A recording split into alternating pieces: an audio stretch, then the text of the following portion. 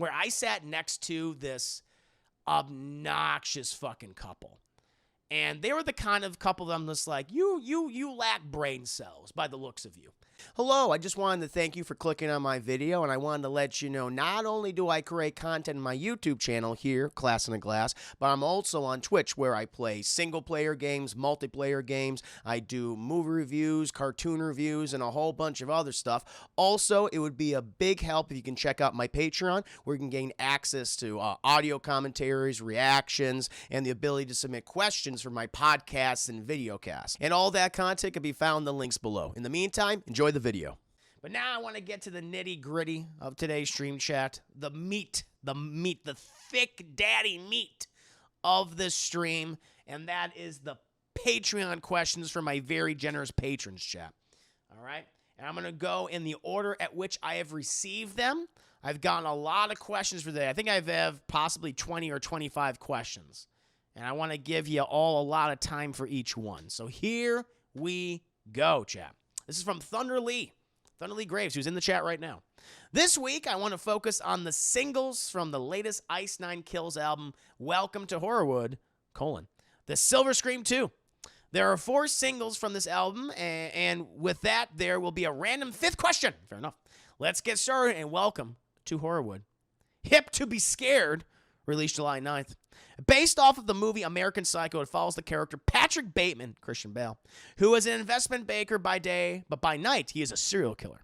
My question is, what is one aspect of the film that makes it such a cult classic? And I think the reason why the film is such a success, chap, which if you haven't seen American Psycho, check it out. It's fucking weird. And I think the best thing about it is Christian Bale's over-the-top performance. His overacting is what sells the movie and then just makes it so fun to watch, I think, for the most part. I mean, literally, it starts with him talking about what his morning routine is, Chad. It's like, oh, he's this prototypical, New York yuppie. He's been given everything to him by his father. He has a position in the company that got paid a lot of money, but doesn't have to fucking do anything throughout the entire day. And I love that he goes through like his daily process, like how I start my day, how I sleep, how I apply all these special ointments and skin moisturizers and lotions to my skin, and then I do like 150 sit-ups and push-ups while I masturbate to the movie Texas Chainsaw Massacre. It's like, wait, what are you talking about? What are you talking about? But yeah. Like, there's this great, how the movie opens is him just doing like a shit ton of push-ups and sit-ups while having the Texas Chainsaw Massacre in the background. And it's like, okay, what's going on here? And it's just, I just love it. And it just works so well. It are these scenes when he's so over-exaggerated. I mean, there's famously one of the other great scenes in the movie is like the business card scene where he's showing off like these guys have such pathetic lives where they're trying to one up each other with their fucking business card. And he has this business card, but then this other guy comes in with a different business card and he's going, that's a great fucking business card. And then like the most nerdy of them, the one they all make fucking fun of all the time, he has the absolute best business card, that damn watermark. And he's like, he like drops in shit. It's just how crazy he is. It's, yes, he's a serial killer. Yeah, he's chasing some broads around his apartment complex, around his penthouse with a chainsaw, just sure-cocking it, just, big old Christian Bale, Dawn, and balls hanging out there, chat, covered in blood and viscera.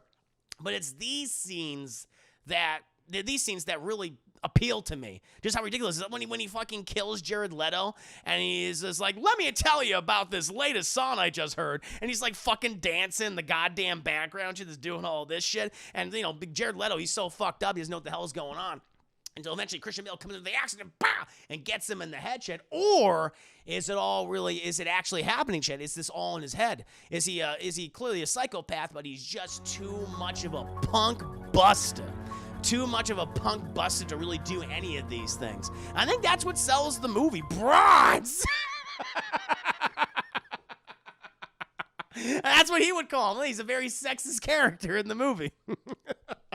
But that's it. The Sonny play is hip or be square, which is so good. So good. Yeah, that's what works. I don't think the movie would be as well liked if it wasn't for him just, okay, I'm going to ham it up. He's got to ham it up. He's got to be super over-exaggerated. And I think that's what works about his performance. Again, they sell off the opening of him just fucking jerking off and doing sit-ups and push-ups to the Texas Chainsaw Massacre. Hip to be squared, not or canceled. No, Nia, no, please. But yeah, I mean, he's also like a sexist piece of shit. He's racist as hell. Isn't there like a one scene where he talk? What's that? What's the one? It's when William Dafoe enters the movie, and he talks about Huey. Isn't it Huey Louie in the News? And, William Dafoe's asking him, have you listened to the newest, like, Huey Lewis in the News CD? And Christian Bale's like, it's too black for me. It sounds too black. And I was like, damn. So, yeah, he's a piece of shit. But he also just could be this little petulant, child who hasn't actually enacted any of these things. But, again, that's what makes the movie fun, is just watching him self-combust throughout the entire thing. That's what I like. Hey, Paul. Yeah, you call the bartender B-word. See, I'm telling you, chat. That's what he would do. American Psycho is one of the Lionsgate's best movies before. So it's a good movie. I like it. I dig it. It's weird. It's definitely weird. It's definitely out there. But I think Christian Bale's the big reason why that movie is so successful. Because he fully fucking commits to being such an over-the-top, over-exaggerated character who jerks off to Texas Chainsaw Massacre. So I don't remember that. What are you talking about? That's what he says. That's what he says. Lorenzo. I remember that. So when you're doing a review for the sequel, there's a sequel to American Psycho? I didn't know there was a sequel. If he was method acting, that'd be crazy. Yeah, doesn't he say that in the line? Like, I'm not making that up, right? Like, that happened in the movie. When you're talking about Huey Louie in the News, and William Dafoe's like, have you heard it? And then Christian Bale's like, it sounds too black to me. I think that's what he says. So he's kind of a piece of shit. Is it Mila Kunis? And they said, yeah, he did say that. Okay, I thought so. I remember that. I was saying, that line stuck out to me because I was like, that was fucking racist, right? That was correct. Chad. I didn't know there was a sequel. There's American Psycho. Is he in it? I feel like I would have known about that. Huey Louie canceled. American Psycho. That ain't no damn DuckTales, right? There is a sequel. American Psycho 2, All American Girl. I've never seen this. I thought Morgan Freeman directed this? The Morgan Freeman? No, different guy. I've never heard of this movie. Mila Kunis and William Shatner? The film starts with a 12-year-old girl whose babysitter is on a date with serial killer Patrick Bateman. After Bateman kills and starts to dissect her babysitter, the girl stabs him with an ice pick. Fast forward to the present day, and the girl, who is named Rachel Newman, is now a college student studying criminology under Professor Starkman, a former FBI agent. Rachel aspires to join the FBI and is determined to get the teaching assistant position under Starkman, which would make her a shoo-in for the FBI training program. Who plays Patrick Bateman? Someone named Michael Kremko as Patrick Bateman, American Psycho's killer, played in the original film by Christian Bale. In this film, the character exists only in Rachel's memories. Well, there you go. There you go, chat. Learn something new about that. Nice. How crazy would it be if it was? That would be like, whoa! I didn't know you directed stuff. That'd be kind of cool. But there you go, chat. But yeah, no, again, like the reason why that movie works as well as it does is because Christian Bale's commitment to it. I mean, we're with him for the majority of the film. I mean, if not all of it. So, and it's fun to watch him just be fucking weird the whole time and then realize, like, wait, did any of this happen? Like, even when he's on the conversation, having the phone call with his lawyer, is he having a conversation with his lawyer? Or you could think it's like this is a prank. Haha. It's like, I ate their brains and shit. That's what works about it. 0% on Rotten Tomatoes. So, watch party? We gotta do a watch party for it. That'd be great. Woo, chat. American Psycho 2, that is, not the original one. Talking Henry, thank you so much. Watch party for that. Is it like on Amazon Prime for free? Thank you for the 20 minutes. I'll look into it, chat.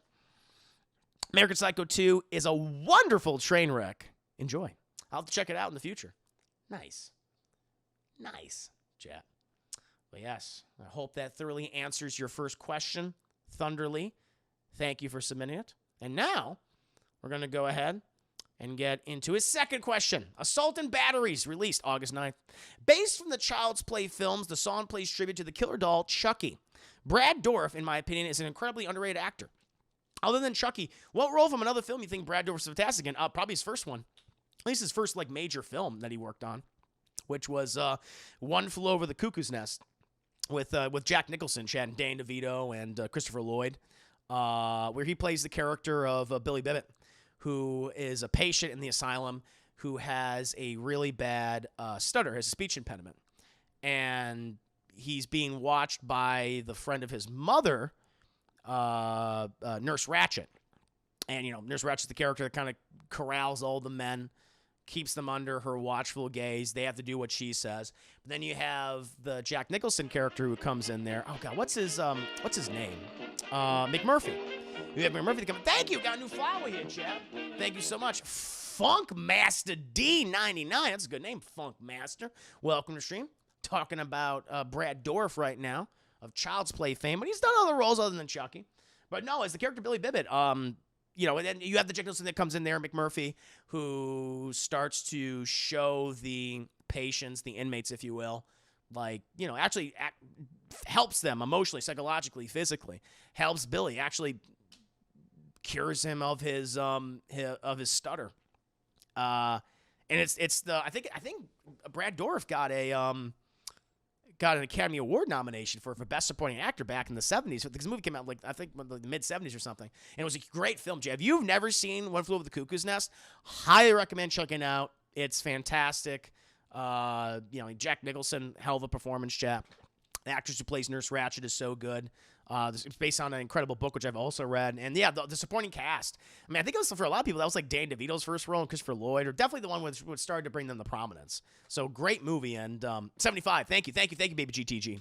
But yeah, I think that might be, for a lot of people, Brad Dourif's best role.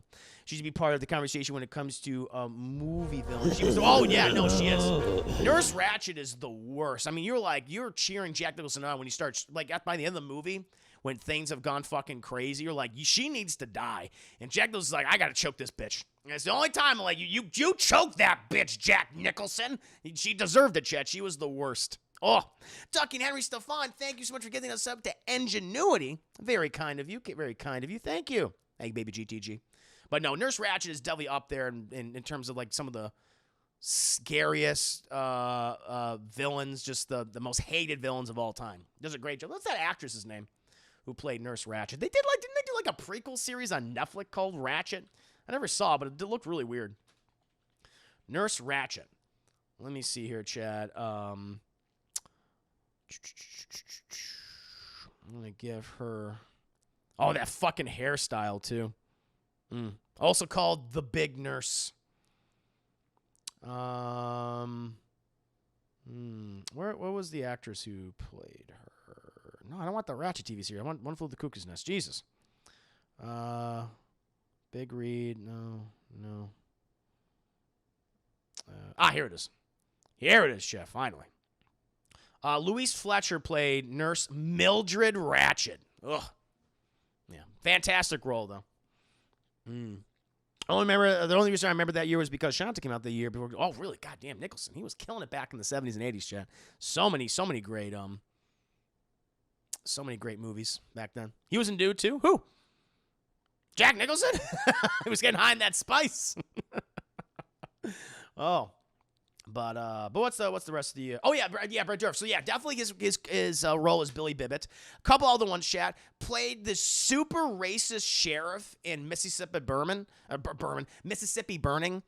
with William Dafoe and Gene Hackman. Really great. I mean, he's playing a stereotypical evil piece of shit bad guy, but he's great at it. Chad, just playing the racist police chief or sheriff of the town. He nailed that one. And probably one of his more recent ones. Oh, yeah, he was in Dude. Yep, he was in Dude. He played the mentat for the Harkonnens, the fat people. The evil, bald, flabby, pale, fat people, Chad. Yeah, he played that. That's right. Forgot about that. English Vampire, do you speak it? I'm sorry. Mississippi Burning. Played the racist sheriff. If you've not seen Mississippi Burning, Chad, highly recommend checking it out. Great movie. And then I think one of his more recent roles, which he actually came back to, because they did a movie kind of wrapping up the series, but in Deadwood he plays the character of Doc Cochran, Chat, who is the medical professional in I think in Dakota, the Dakota camp. Deadwood, or maybe it's in Nebraska. It could be in Nebraska, but he plays the doctor in there, and that's just a fantastic character. And he's kind of like the go-between for a lot of people. It's like he tries to do his best. He tries to be like a morally righteous figure, but gets caught up in all these schemes when he doesn't even want to. But no, he's excellent as Doc Cochran. Chat, highly recommend checking out. If you've not seen Deadwood, all 3 seasons are on HBO right now, HBO Max, and also the movie, which was great. You know, the series was famously canceled. It was like, no! But they did finally giving an ending, chat, years later, decades later. Like close to like 10 plus years later. So that was nice to see.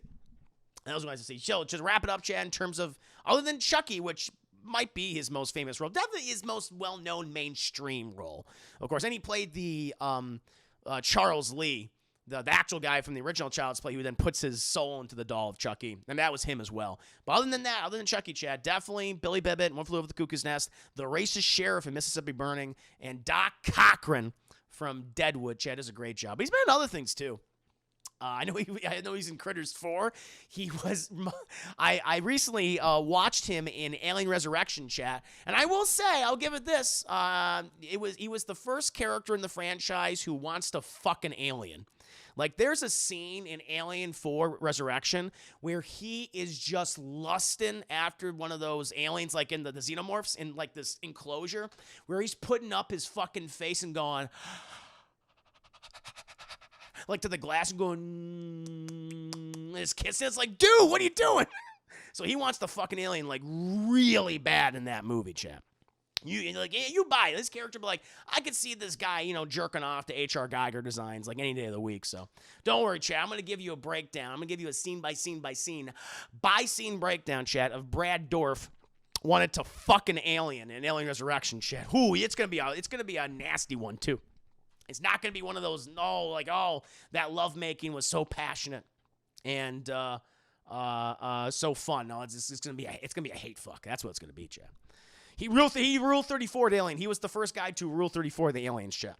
No question. Fuck hard. I don't think they reproduced that way. Well, Brad Dourif didn't give a shit. He's like, I'm going to try. He's going to try his best. But now, shall move on to the third question from Thunder Lee. Rainy Day released September 9th. Rainy Day is a love letter to one of the greatest horror game franchises ever, Resident Evil. If you had control over the franchise and you had to do a major reboot on the story, what would Christopher Herman's Resident Evil be like? Honestly, for myself, I have two ideas. I have two ideas, or like maybe another like entry in the franchise. Where I thought would be, let's do something. Maybe it's another fresh take. So currently, chat.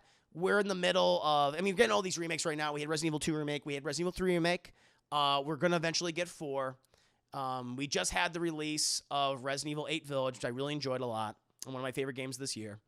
And we're going to eventually get Resident Evil 9. And they've described that as bringing a close to the Winter's arc in those games, in those 3 games, 7, 8, and 9.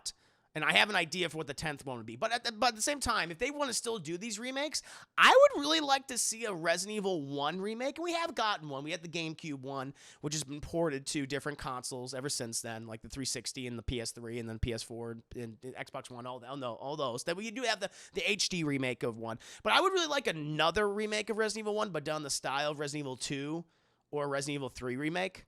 That, you know, that third person over the shoulder instead of the fixed camera. Because that's what the original HD remake is of 1. It's the fixed camera stuff. And I would really like to see the first game from that kind of third person shooter perspective. That'd be really interesting to me. Where you play as either Jill, and you have the 2 separate campaigns, and you play either as Jill Valentine or Cress Redfield. I think that would be really cool to see. Because I don't know, I guess they've said that after the 4 remake, that'll be like, they'll be done doing the remakes for a while. But if they wanted to do another one, I think the first one would be pretty cool to do that with.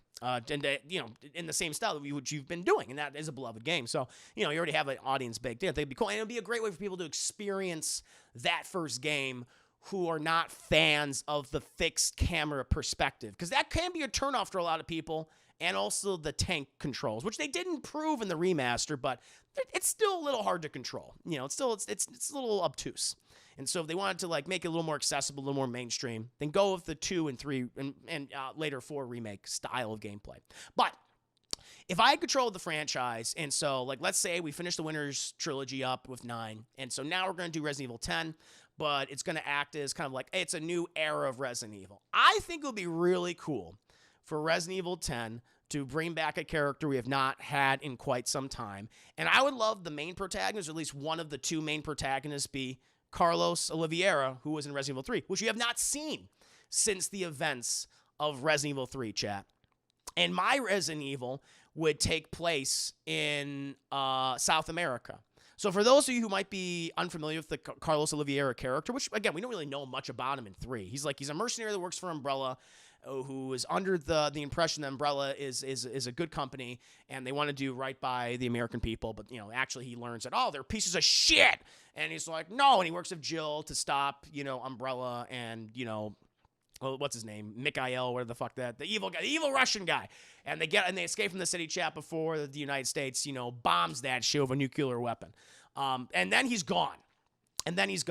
I know that I did a little research today about Carlos Oliveira, and apparently before he joined Umbrella, he was a revolutionary fighter, guerrilla fighter in South America. They don't say what specific country or anything like that, but I'm like, that's kind of cool. And he went to prison. He was imprisoned by whatever government had captured him, and he was bailed out by Umbrella, who asked him to join the organization to be a part of all these co-op missions that, on behalf of the company. And that's what it is. And then apparently, Chad, after the events of 3, him and Jill, they had a one-night stand. They fucked hard, Chad, which we all knew they would. But he was like, come on, they're two really pretty people. He's got that mane of fucking hair, Chad. He's a sexy Latin man, right? Jill, she's a good-looking lady, too. They had the sex. They had a drink, had a good cigarette smoke afterwards, and they said peace, all right? And he went, apparently, back to South America. I think it would be really cool, 20-plus years later, if now he finds himself in the middle of an outbreak in, I don't know, a particular South American country that might not be stable, maybe Venezuela or something like that. And I would like a jungle-themed Resident Evil game. Or at least part of it takes place in a jungle environment, but you also have these dilapidated cities or something that's in the midst of a zombie apocalypse. And if you thought it was bad in Raccoon City all those years ago with the infrastructure, imagine it now in this country which is in the midst of a civil war. Maybe you have these communist revolutionary fighters going up against a fascist dictatorship, and both sides are using biological weapons. They're using biohazard weapons, and it creates another outbreak, Chad. That would be really, really cool to me. I would like to have 2 separate campaigns where it's Carlos, but also he asks for help from the one person he knows who has been through this, that he has experience with, and that's Jill Valentine. And then you can bring Jill back in the franchise. So Carlos we're going to bring back, we haven't seen since 3. And then Jill, who, yes, we've seen her recently in 3 Remake, but in terms of the chronology of the games, I don't think we've seen her since the events of 5. And so that would be really cool to bring her back and see, an older Carlos and an older and wiser Jill in this situation. And maybe you can have it where it's a modified version of the T virus and the mold virus. Those are the big viruses still out there. The mold, the Unimycete from Village and stuff. And so maybe they create some abomination virus that affects the flora and fauna. And, you have these jungle and city sections, chat. And maybe you do it a first-person perspective or third-person. But I think that would be really, really cool. That's what I would like to do. What do you think, chat? Good night, guys. It's midnight here in New York City, and I have to be up in 3 hours. Oh, shit. No, get your sleep, Slayer. Get your sleep. No, please do so, man. Thank you for stopping the stream. I appreciate that. That'd be great because I'm Brazilian, so representation, right? But I'd be more satisfied if he gotten long hair, a beard, and was a drunken chain smoker asshole. You could do that. Maybe he never recovered. Maybe he has that PTSD, chat. Is Jill the one with the gorgeous dress, or is it Ada? That is Ada 1. The red cocktail dress, that's Ada. Jill has the tube top and the booty butt hugging jeans. That's what she has. Casey and a villain with a fascist dictator that's playing Bible. Could be used, yeah. Or maybe it's both sides. I could see that. That'd be pretty cool. That's my idea for it, chat. I mean, you could do a fictional South American country. That's what I would like. RE1 game was good with the fixed camera and was solid in retelling of the first game, but with the better controls improved. But yeah, getting it with better controls, I can see that. I think that'd be kind of cool, fun. I would definitely want a Dino Crisis remake, no doubt. Favorite Resident Evil? Resident Evil 2 remake. I thought it was fantastic. I love that. I think that might be my second favorite horror game of all time. KC, well, Chris, with the end of the Village, I believe that at the end, that has been the conclusion of the mold. And so they would be repeating the same thing, would make no sense the mold return, unless they get I guess that's true. They'll just create a new abomination virus or something. So maybe necessarily isn't the mold, but something else. I'm just throwing ideas out there. But I think the mold thing is going to continue because of, well, I don't want to say, Village has been out for the last couple of months, but there is someone who is a moldy mold person that's still moving around and stuff. But they're the most powerful moldy mold person. So we'll see. Now bring Nazi smiles. Yeah, exactly. The new series is a trilogy. That's true, Deadman's. And so it's going to continue on with a Winters character. So that's what I'm thinking, like, for the end of this trilogy, let's start something new. And I think, like, hey, we haven't really been to like a jungle environment in Resident Evil. Like, we went to Africa, but it wasn't really, jungles and shit. I feel like that would be pretty cool. Like, where the city that's under siege, that suddenly has this virus outbreak. Carlos lives there, or is stuck in there. Maybe he's a mercenary, there. Now he's got to survive this, but he also asked for Jill's help because he knows about, I think there's a virus situation about to break out here. And that's when you can have the 2 separate campaigns, with them. That'd be really cool. I think that'd be neat. Tom, Chris, you write down all those script ideas, or you just, for these, I'm just writing it down. I'm thinking about it. I take the time because I was looking like, what environments have we had Resident Evil games in? We've had taking place in haunted mansions and cities and Gothic castles, European countrysides. But I'm thinking we haven't really had one. We've had some winter environments. On some of the spin-off games, ships and things, giant cruise liners, but we haven't one that had taken place in the jungle. I think that'd be kind of cool. Do a jungle city hybrid. I think that'd be neat. That'd be nice. Extra mayo? Yes. All the mayo layered on top of the zombie virus. That's what we need.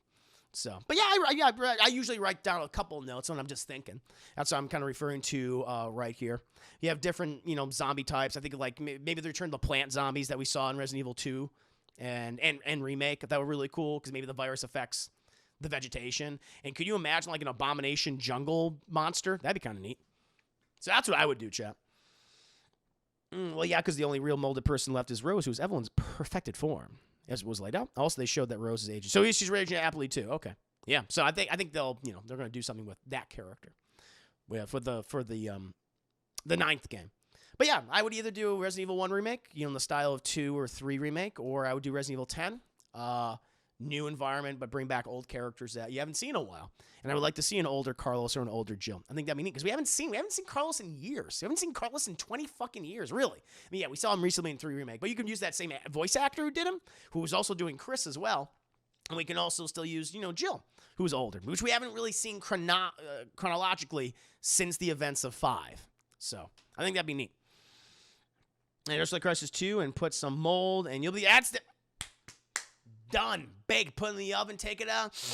That's some good stanky Resident Evil. Exactly. That's my thing, chat. I think it'd be really cool. But now we'll get to the penultimate question. This is from Thunder Lee again. Funeral Derangements released October 9th. This focuses on Pet Sematary, which was based off the novel of the legendary writer Stephen King. The concept of a pet cemetery bringing animals and to some extent humans back to life is intriguing in this film. What was the scariest part of this movie and what you wished other horror films had? Honestly, I've seen both. I've seen the original Pet Sematary. I've seen its sequel, which is Clancy Brown, and I saw the remake. And I have to tell you, I'm not the biggest fan of any of the movies. It's a cool concept. I like it that it's just like it's this haunted, Indian burial ground, or is it more than that? And where you bury your pets, they come back, but they don't come back right. Maybe they don't come back at all. They're different. And I just, and you bury your loved ones. Famously in the novel, you have these characters, this couple, and you have the husband who, their son is killed horrifically, and he puts him in the ground. He puts him in this haunted, pet cemetery. Comes back, but he doesn't come back right. Doesn't come back right at all. And he's this little murderous shit who's like going around stabbing people, but it's not really scary to me. It's just kind of adorable. I was like, I could kill this kid. I wouldn't have a problem I would brain that kid. I tell you my strategy. If I had to fight like a whole bunch of kids who are like rabid and trying to kill me, you take them by the whittle derpy leg shin, boom, you slam on the ground, you slam on the wall, you brain them fast, and they would take you out. I mean, if you're getting attacked by a swarm of children, you're going to get taken out eventually, but you can take out like 3 or 4 of them like no problem. You just got to brain them, Jay. You just got to brain them like really quick, but they will overwhelm you. Like that one kid, I could have taken out that one kid. But to answer your question, creepy Zelda. So the wife character in the movie, chat, she had like a sister who had this, did she have like some type of like bone disease or whatever? And it like completely like fucked up her back.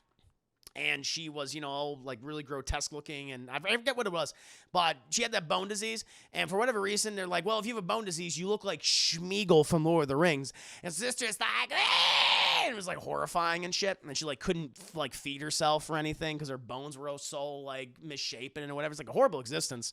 And, you know, she would constantly be haunted both in the original movie and in the sequel by visions of her gross, schmeagle, malformed, bony sister. And I always thought that was calcium deficiency. I guess so. I forget what she had. They say a specific disease for her in the movie. I just can't remember it. But I always thought she was creepy, especially when she just kind of runs up and goes, "You left me there to die," and she's like, "Oh," it's like that's scary. Like creepy Zelda was scarier than anything else in the Pet Sematary movies, in my opinion. Yeah.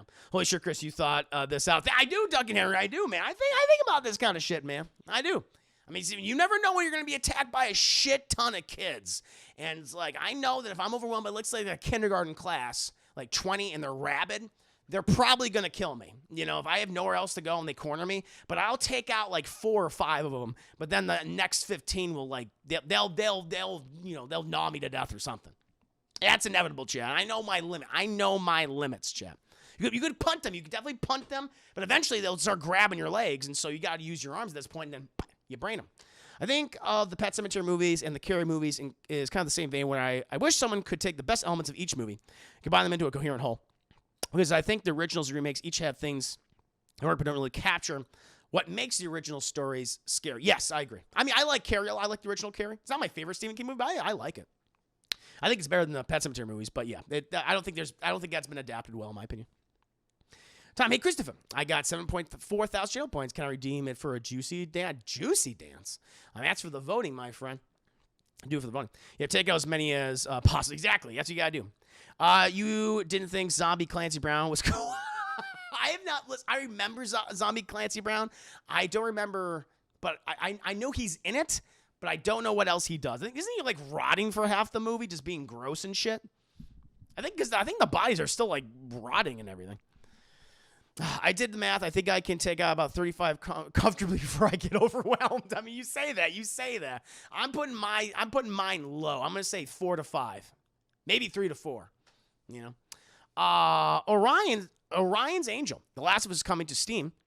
You hear it first. Remember this moment. Remember it well. Savor it. Rejoice in it, for it is the doom the man forgets. Fair enough.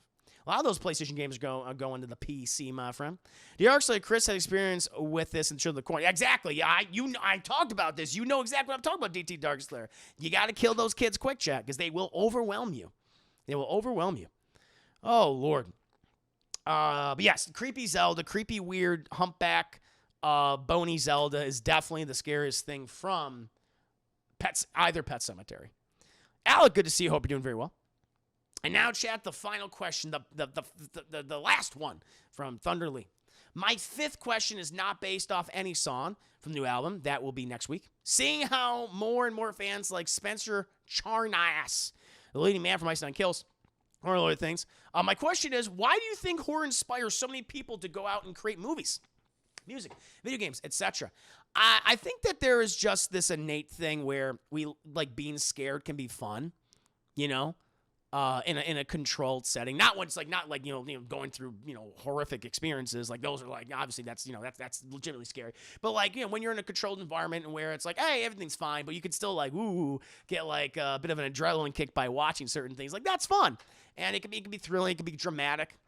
I mean, when you go out and you create these things, you can use the genre to have these subtle messages, but also these like really fun and imaginative and creative scenarios. It can be, sci-fi or supernatural or fantastical or all sorts of other things. But you can apply a lot of yourself to these things as well.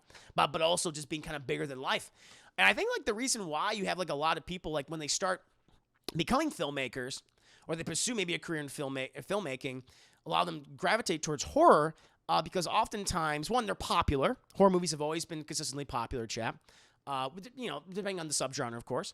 But they're also inexpensive to make, too. Like, a lot of people have made some fantastic horror films with relatively low budgets. I mean, famously, John Carpenter made Halloween, 1978, for $320,000. And it became a huge success, chap, many times over. And I think oftentimes because the budgets are so low, you have a lot of creative control. You have a lot of creative freedom. And so I think that's why so often like people gravitate towards that when it comes to films or maybe even doing like video games too. There's been so many great games, are made with like a horror aesthetic. I mean, whether it be something like Resident Evil or Dead Space or Outlast or Five Nights at Freddy's, and some of these things can be the most expensive things ever, or something can be made very cheap. But it's a genre that can be so many things. You can put so many ideas in that. It can bend and fold in all sorts of ways, and you have a lot of fun with it.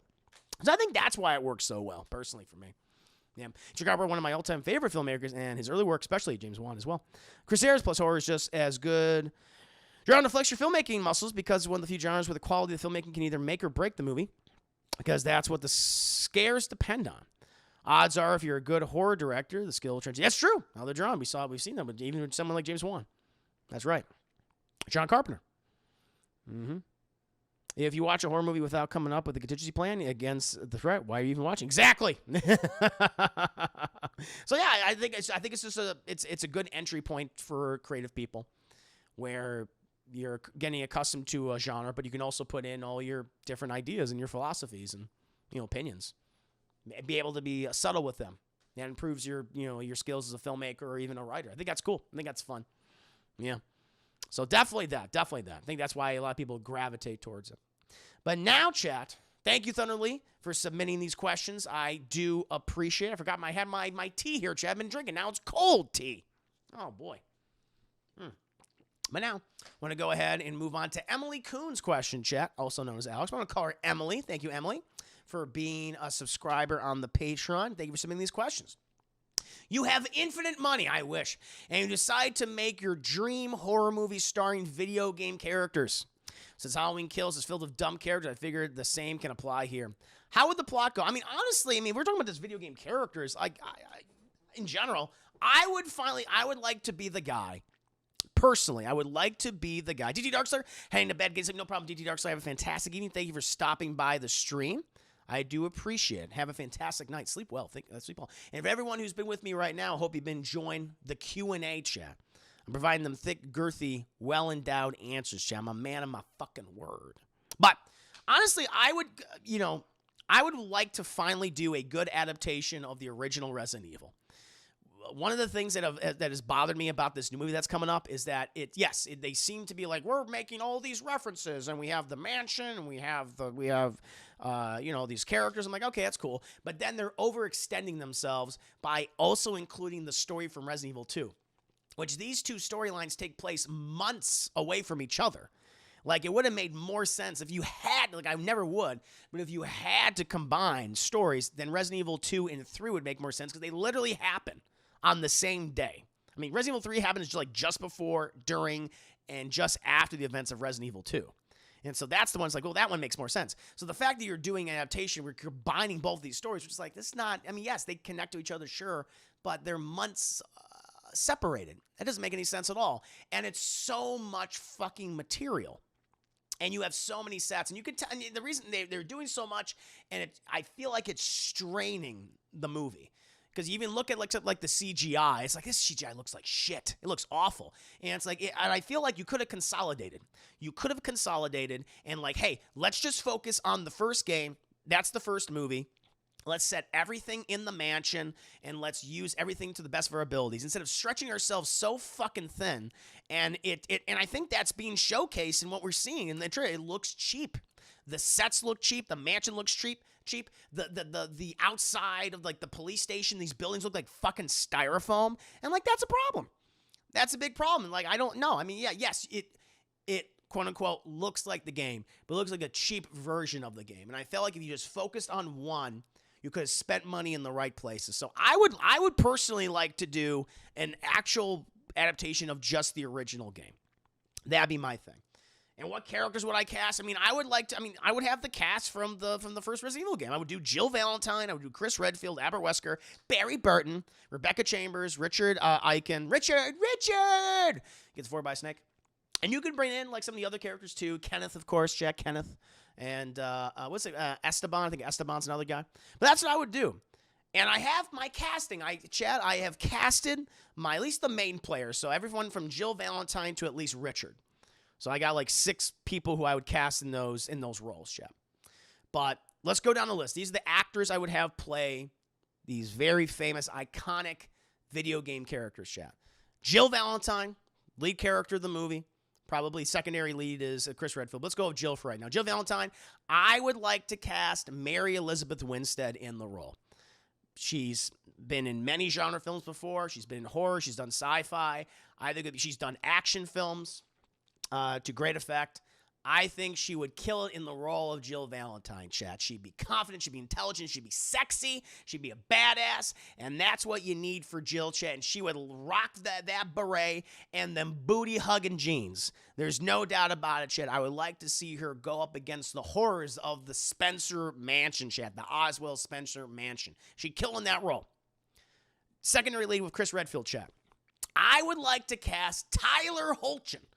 You may not know the name, chat, but you've seen the man, okay? He's most recently been playing Superman in the Superman Lois show, previously played Superman in Supergirl, chat. He was also the son of Tom Hanks in what was it? Oh, God. Oh, Jesus, God damn it. I forgot the name of the movie.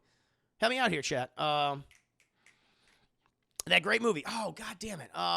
Road to Perdition. Thank you, Chris. Road to Perdition. Played the young son, the surviving son of Tom Hanks in that. The thing is, chat, he's pretty as hell, okay? Unlike Chris Redfield, I feel like he could add a little more personality to the character.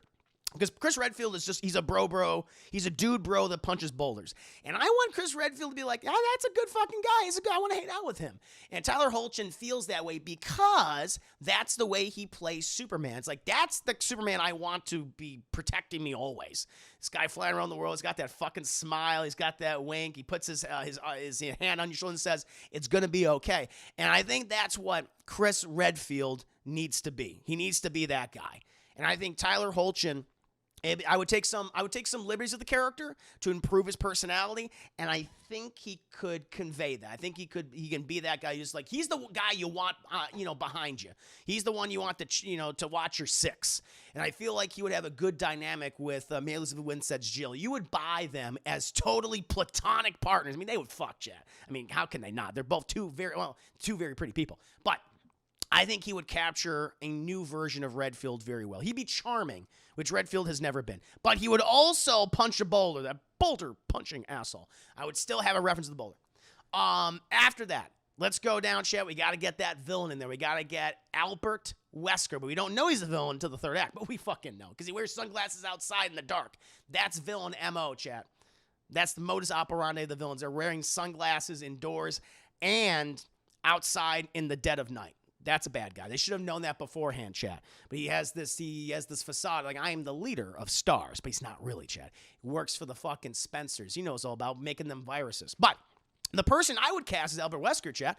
Another notable TV star who we've seen recently, chat, who has made a fucking name for himself in one of the best Amazon shows right now. That's Anthony Starr, who most recently, you've seen him play Homelander in The Boys, chat. Season 1, Season 2. We're getting Season 3 in just a bit. Strangers to have a good evening. Hope you have a fantastic night. Sleep well. But Anthony Starr as Albert Wesker, I feel he can do that. He has that face for it. He has that Wesker. He can be that, it's like, oh, that guy seems nice and charming, but he's not, chat. Because underneath that facade, he's a crazy son of a bitch with aspirations of world domination, which Homelander has, chat. And I think he would be a shoo-in. He'd be a shoo-in as Albert Wesker. After that, chat, we'll get to the more supporting characters. Those are our three leads. That's the top billing of the cast right there. Mary Elizabeth Winstead, Tyler Hoechlin, and Anthony Starr as our three leads, chat. But we have some other supporting characters, chat. We have Barry Burton, chat. And the only person I could think to play this role is David Harbour. Barry Burton, heavyset guy, dad bod, he's a little up there in age, chat. Maybe he's in the 40s, oldest member of Stars, but he could fucking pull it off, chat. He's funny. He can be very funny, chat. He would be the heart of Barry would be the heart of the movie.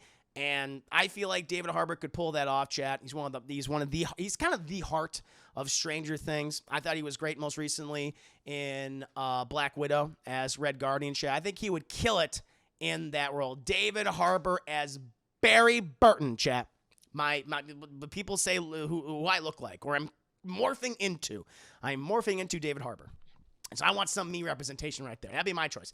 After that, chat, we have Rebecca Chambers, who is featured in the Chris Redfield campaign. I would like Caitlin Dever to play Rebecca Chambers, chat, because she's unassuming. Rebecca, she's the youngest member of Stars, I think like 18 or 19 years old. She's a rookie. And I think Caitlin Dever can pull something like, but she's also has a personality. She's funny. She's quick-witted. And I think like Caitlin Dever, after seeing her something like Booksmart, she could definitely pull that off, being this kind of unassuming background person. But she might be like your favorite character movie because she just has that really fucking funny line that just hits you. It's like, oh, I like her personality. That's what Stars needs. It needs like the youth. It needs that wit, chat. I think Caitlin Dever could pull that off very well. And then, chat, we have the character of Richard, who gets vored by a giant snake later on in the game, chat. You do get his assault shotgun, but he does get vored by a giant snake. And I have to think, what actor would I like to see get vored by a giant snake? Not like I hate the actor, but I want to see him. I feel like he would pull it off because he would scream a lot, and he'd be like, ah! And shit. I think that'd be really funny. And the person I'm thinking, like, who's like an actor who I've seen scream a whole bunch? And that was Jack Quaid, also a member of Amazon Prime's The Boys, chat. Co-stars in it with Anthony Starr. I feel like he would make a great Richard. I feel like Jack Quaid would sell it as he's being vored by a giant snake or a snake abomination. Maybe I'm not going to have just a snake. Maybe it'll be like, I might change the design of the snake. It might be just like, it's like, yeah, it got snake DNA, but it's like this giant fucking gross monstrosity that vores him. So that's my thing, not Tyrese. Now, there is a character named Kenneth Nia Browning, who is a black man. He is the black man in the first Resident Evil, and he performs what I have dubbed the Blackifice, chat. By the way, speaking of Blackifices, chat, there are many Blackifices in Alien 3 and Alien Resurrection, so be prepared for that. But as we all know, we need a Blackifice in Resident Evil, and so we would then cast Tyrese as Kenneth / the Blackifice. That's how it would work. So much emphasis on Blackman. Sheesh. I mean, you were the one who asked about it, or well, do you want Tyrese Gibson? Yeah, but honestly, seeing Tyrese being vored by a giant snake would be pretty funny. I wouldn't mind that, chat. Sorry to interrupt this question, but thank you all for resubscribing. Got Home from Doom. I really like it. The movie, especially my man, Jason Momoa, Javier Bardem. Also, wish I got to talk more about Avatar Season 2, but we'll save for Season 3. Hopefully, we'll get... No, we do. We'll hopefully talk about that in the future. Absolutely. Mm-hmm. Oh my God, how have I never heard of Blackifice before? Because I have created the term.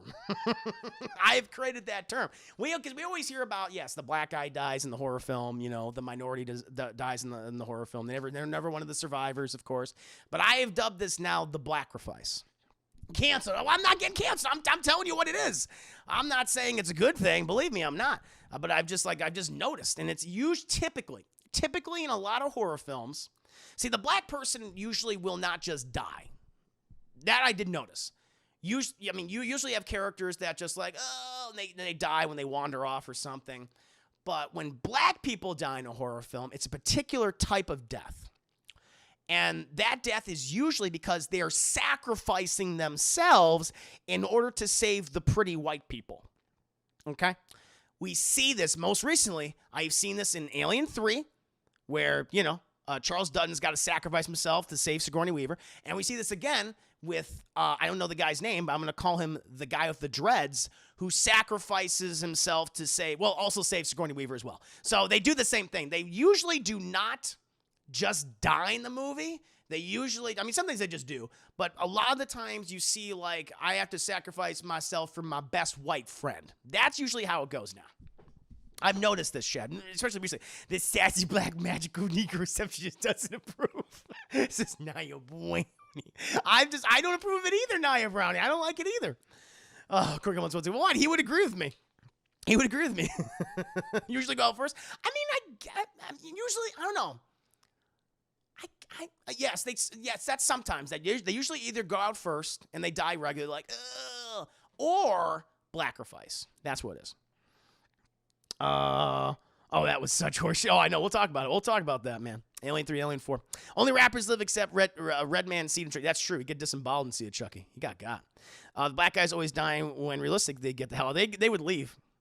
Yeah. They'd be like the one character, what's his name? From Scream 2. Courtney Cox's new cameraman who just leaves halfway through the movie. He's like, I'm just going to leave now. Which I thought was very funny. It's like, yeah, it makes sense. If they do a Gears movie, Jack Quaid should be like, oh, that's a good one, RD. Yes, he should definitely play the Carmines. I love that. Alex, this black lady doesn't approve either. Oh, my Lord. No, I feel like he used that term before, but who? Maybe not. Maybe we both. Maybe we discovered it together. Yeah. That's what happens. Oh, but yeah, that's my casting right now. So again, we're gonna still talk about this. Which characters would you cast? Again, Jill Valentine, Mary Elizabeth Winstead, Chris Redfield, Tyler Hoechlin, Albert Wesker, Anthony Starr, Barry Burton, David Harbour, Rebecca Chambers, Caitlin Dever, Richard Aiken, Jack Quaid. And then you have the other ones. And yeah, Tyrese Gibson as Kenneth the Blackerface, as we all know. Now, who gets to live in the movie, chat? Well, gotta have Jill live. Gotta have Chris live because they gotta be in sequels. And then Wesker, he obviously survives chat the events of the first game, and we see him as a villain in Resident Evil. Oh God, what the fuck is it? The spinoff game with Claire. Oh Jesus, man, I'm losing chat. I'm losing my mind today, chat. God damn it, the spinoff game, not one of the number game, but one of the first spinoffs. I'm trying to. It's a boys Resident Evil. It is. Veronica, that's it. Veronica. I totally forgot. Thank God, Flop. Veronica. He shows up as a villain in that. Veronica, and then he's also makes an appearance in 4. And then obviously the villain again in 5. So you gotta bring him back, chat. But who would I kill off, chat? Jack Quaid, as I told you, chat. Snake Vor. He needs to die via snake monster abomination. He needs to get vored by him. Nope, no, definitely. Sad death, chat. Big sad death. Rebecca Chambers. I would kill Caitlin Dever in the movie. And you would hate it. You're like, no, because you feel like Rebecca would live, right? And you're like, no, we all love her. She's great. She's fucking spunky. She's got a lot of spirit shit. She wants to prove herself. But she then gets like, I don't know, like spider acid vomit just thrown up on her chat. And she has like a horrific fucking death.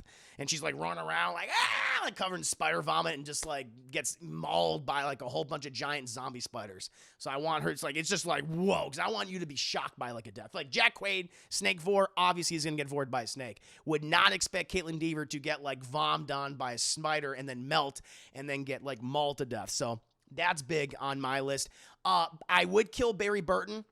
And the reason why is, yes, I know he came back in like a Resident Evil spin-off game like years later as a sad, fat dad, but that's it. And so I'm like, yeah, we're not going to get to that moment. So I would probably kill Barry Burton. I would kill David Harbour's Barry Burton, but he would get the heroic explosion sacrifice, chat. So as you know, there is often many explosions in Resident Evil, and he would be the one to ultimately save the day so that the pretty people in Jill and Chris can escape. I want to go, Brad. I got to cast someone that's Brad Vickers, the helicopter pilot. I've not thought that far ahead yet. But he would definitely get the heroic death. I would do it, Chad. And you would love, the thing is, this is why I would do it. Because you guys would love Rebecca. I would make her really fun, a great character to hang around, and I'd give her a fucking awful goddamn death. I'd be like, what the fuck? It would just like, oh God, because you never know who's going to die. And I would also kill Barry, and Barry, you would love fucking Barry, but then I want you to care. My whole thing is with a lot of these horror films, as I said before, I want the deaths to mean something. I want them to hurt. So when they happen, you're just like, oh God, no, because you love them so much in the movie, and that's the point. You never know who's going to die in these horror films, shit. I want to circumvent the truth. I just don't want to kill the awful people. Like, we'll have some retribution. We'll have various zombie deaths. We'll have many Jack Quaids getting vored by snakes and stuff and killed by tyrants and all that and zombie sharks. But I want them to be at least 2 deaths that, like, really emotionally hit you. And I feel like I can do that with Rebecca Chambers, and I can do that with Barry Burton. I feel like that's what unsubscribe. I'm sorry, Chris Harris. Good helicopter. I'll be Brad. He would die. Brad would die in my Resident Evil 3 adaptation. He would get nommed down by a bunch of zombies, and he'd become a zombie, and then he'd have to be put down by Marvin, chat. Yes. That's what I would do. Who I would cast is Chris Tucker. Marvin would be played by Chris Tucker in the movie, chat. Mm-hmm. Oh, and finally, would you make it a franchise? Absolutely. Absolutely, I would make it a franchise. That would be the first proper Resident Evil entry. It would be a great way to do it because it's the first game. I would consolidate my resources. It's going to take place in the mansion, in the subterranean section, laboratory section of the mansion. It's going to work that way. It'll make sense. That's how I would do it. I would get you connected to these characters. I would make you care about Jill and Chris and Albert and Barry and Rebecca and Richard before the Snake Vor. I would make you care, chat. That's what I would do. And in the sequel... And I would give you a teaser ending, chat. I would tease it many months later. This is how I would end the fucking movie. This is how I would get those butts in seats, chat. Be like, no, you're gonna stick for the end credits because then it says, I think it's like what doesn't it take place like three months later, and we're on the outskirts of Raccoon City, and we have a car going to a gas station, chat, and who steps out of the goddamn car, chat? Leon S. Kennedy. Leon motherfucking Scott Kennedy, chat, played by Jensen Ackles of Supernatural fame. Boom. Franchise is born, chat. That's how I would do it. Setting up Resident Evil 2, where you're going to get Leon S. Kennedy, played by Jensen Ackles, and I think the casting of Kaya Scodelario, whatever her name is, from Crawl as Claire is perfect. But that's how I would do it, chat. That'd be my Resident Evil 1 movie. Give me my money now, Screen Gems. I would like my money, please. I think that would work. Conor McGregor as Tyrant? Absolutely not. I don't want to work with him.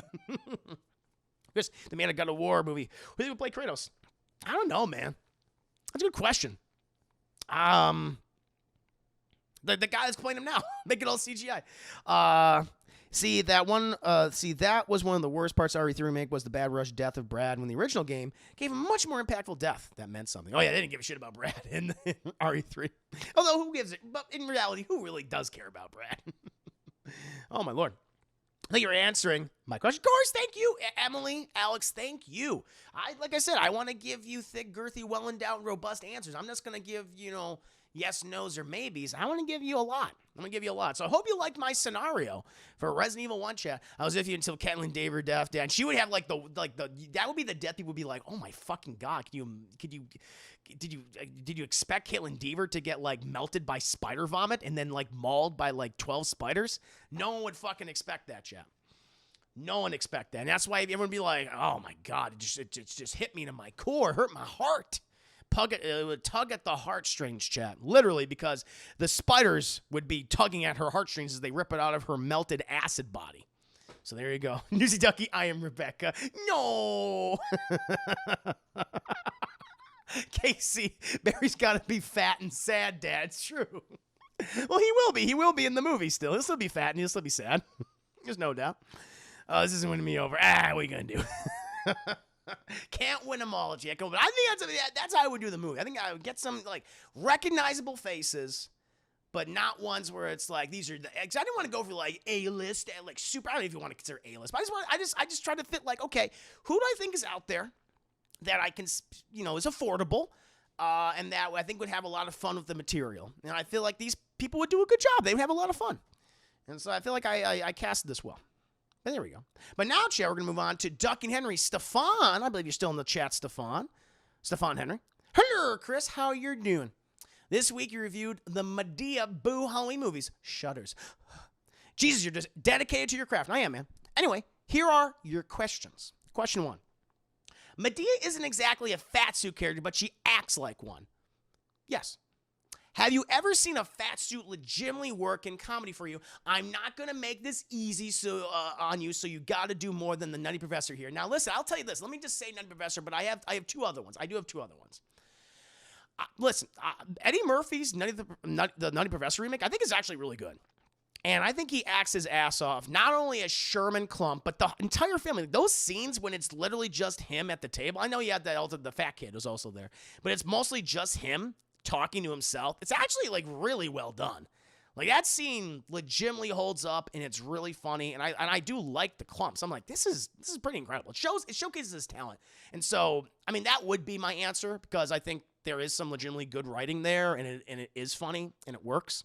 and I just like the dynamic that all those characters have of each other. It felt natural. I never felt like it took me out of the scene. I'm like, okay, this is just Eddie Murphy talking to himself and it's awkward. It's like, no, I mean, I get this. They each feel over exaggerated, over the top, but at the same time like real, and it was fun.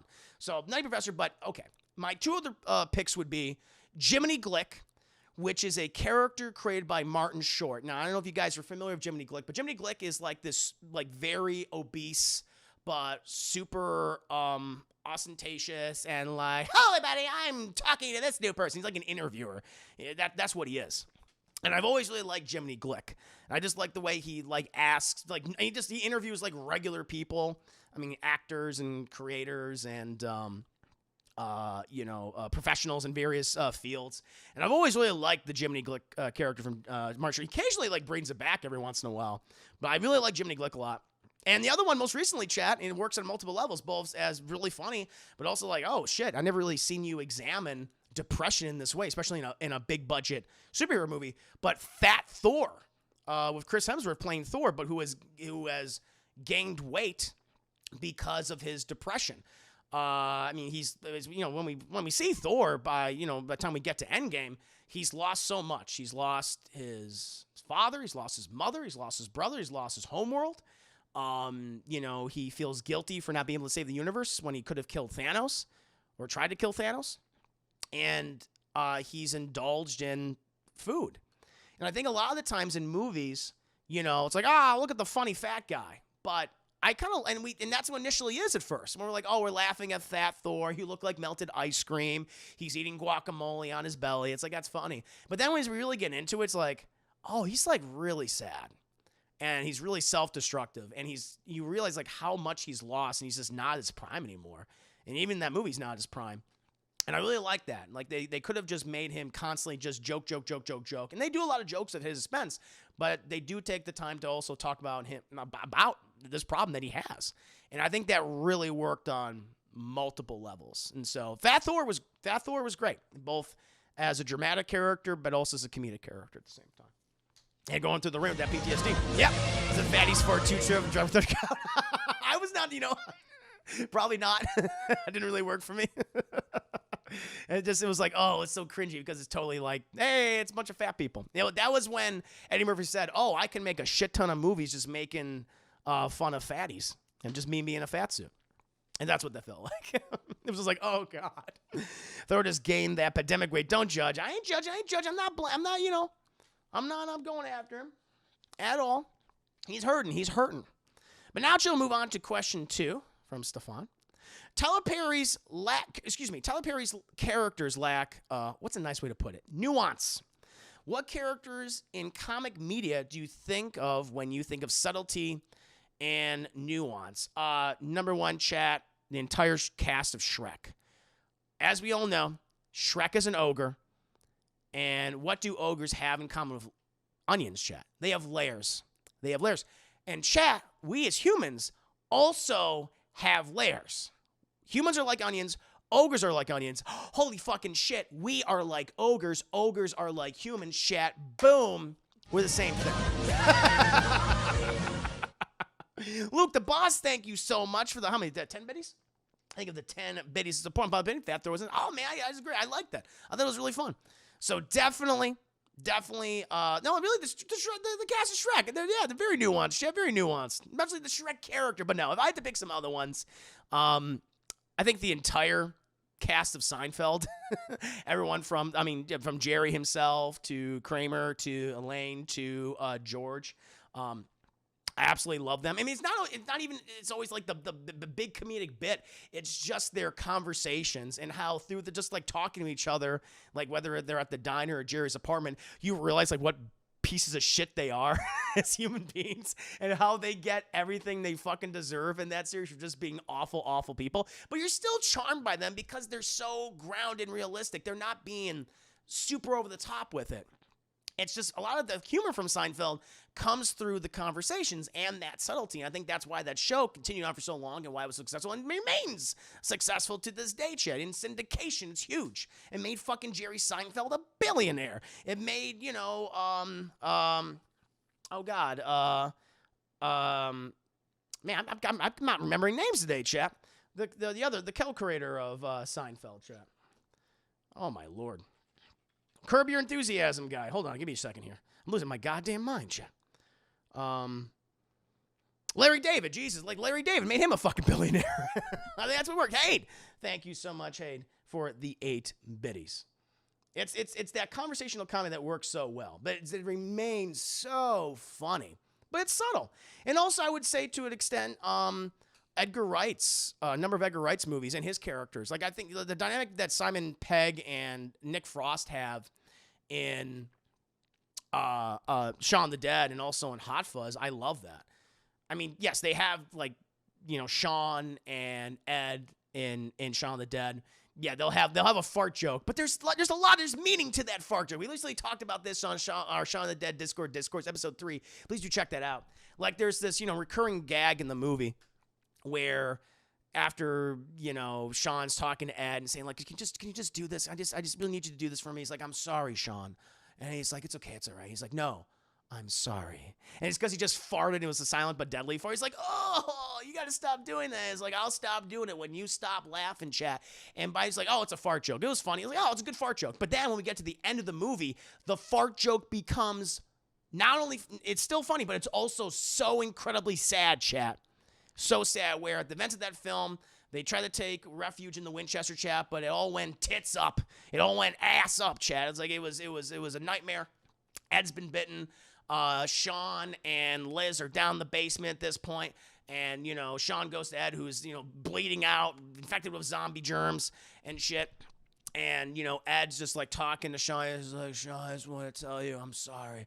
He's like, why are you telling me you're sorry? It's fine. He says, no, I'm sorry. And he farted. He's like, oh, why'd you do that?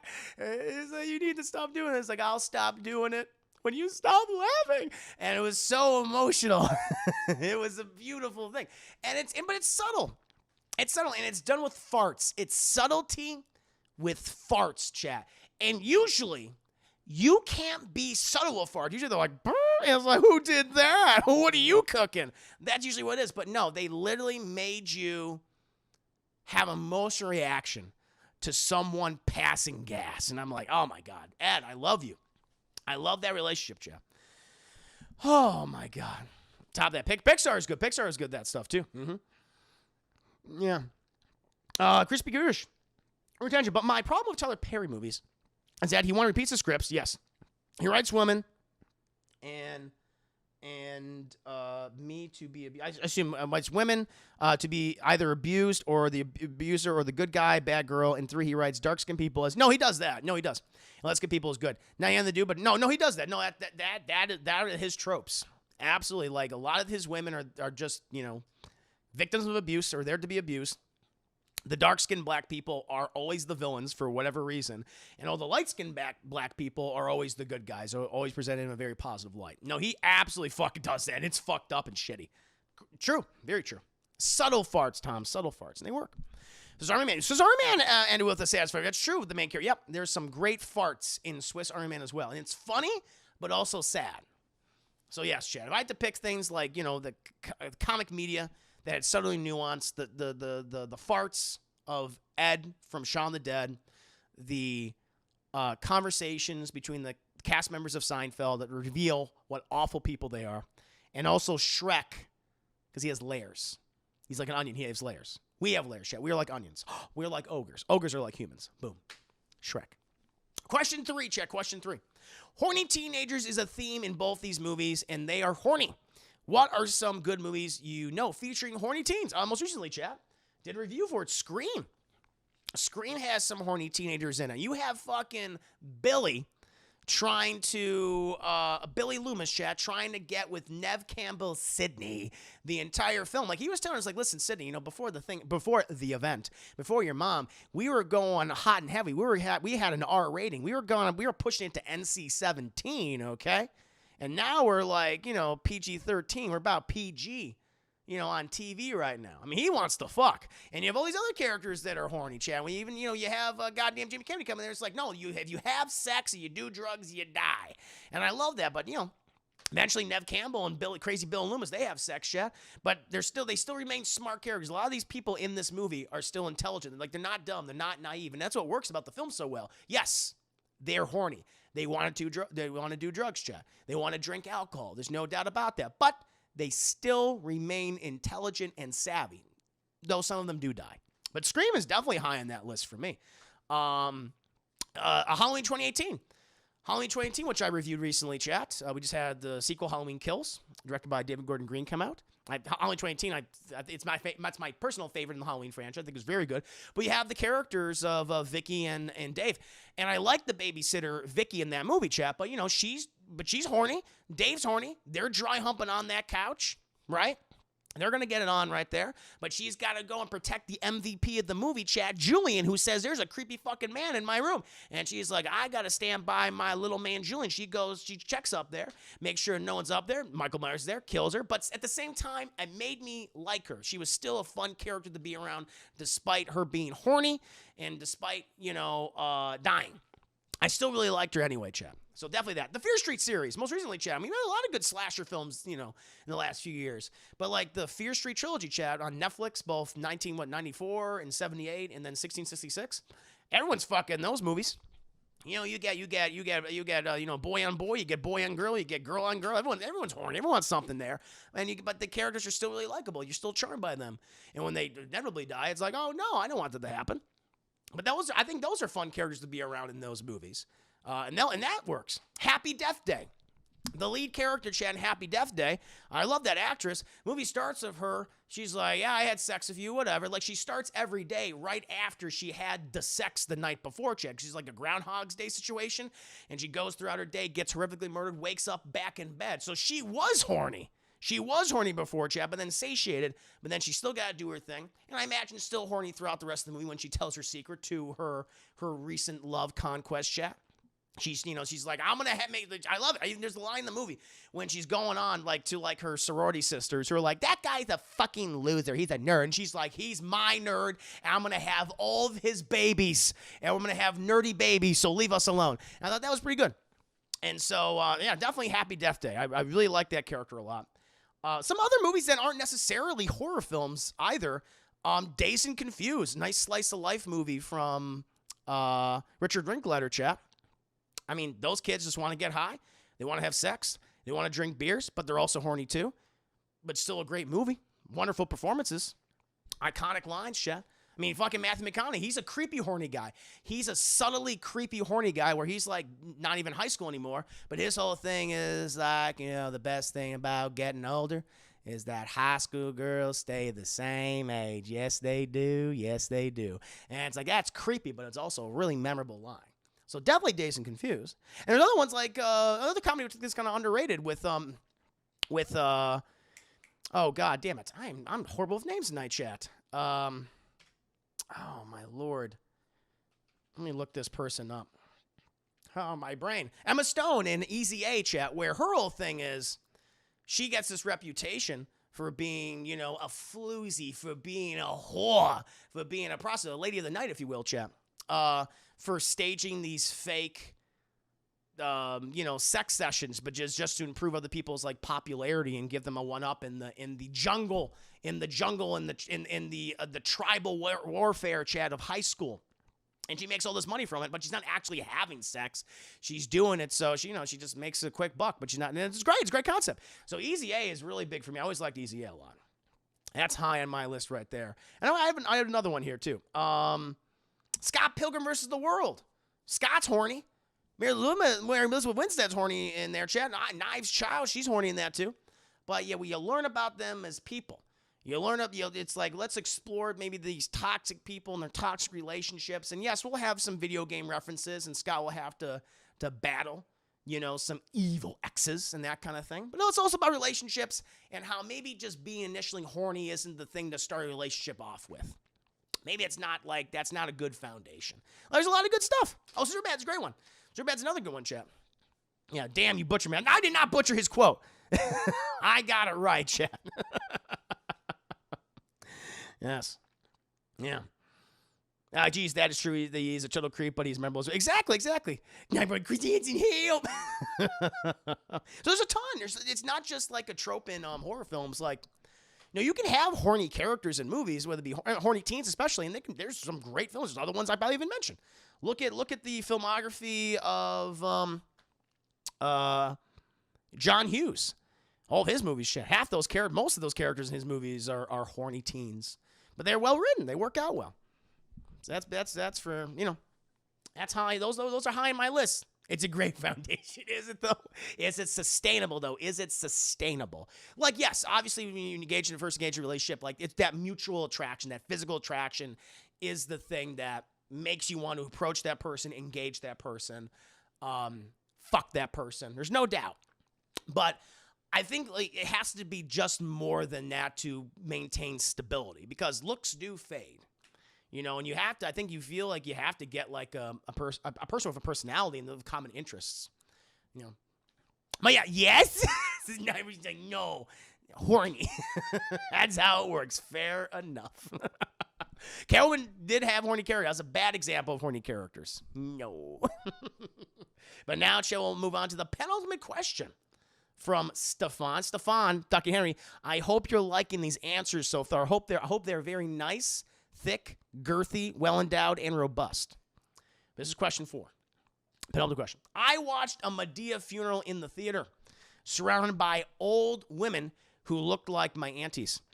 They made the movie that much worse for me. I think they've improved that. Amen with the stupid messages. Laughing at the non-jokes. Sorry. This is supposed to be a question. What movie-going experience in the theater for you made the movie that much worse? There have been many. I mean, notably when I got a drink thrown at me at the end of Captain America: Civil War. That was a big one. It was like literally dumped on me, chat. That's a notable one. But I have 3 others. I've talked about this before. Deadpool 2. My experience seeing Deadpool 2 was not great. I think it also affected I think it affects your enjoyment of the movie. Thankfully, I'd already seen Captain America: Civil War, and so I was already like a big fan of the movie, so I don't have like a negative view of that film. But my experience in Deadpool 2 was pretty bad, where I sat next to this obnoxious fucking couple. And they were the kind of couple that I'm just like, you lack brain cells by the looks of you. Like the guy, I'll talk about the girl, she was the kind of girl that would talk to the screen. And she would just, she was just like, she's throwing out fucking predictions about what she thinks is going to come. It's like that kind of person. And just stumbling all around. I feel like he might have been drunk. But her boyfriend was this white guy with these huge blonde dreadlocks. And I know that you can't really wash dreadlocks, and I know you have to put like perfume in them or some type of, you got to cover up the stench, right? You got to cover up certain things. And he did not that day. He decided, I am not covering up the smell of my dreadlocks, which I have not cleaned in a long time. No, Chris, what do you mean? Now that they lost wash every day. Why he didn't wash his? I don't fucking know. I don't know how do you dunk him?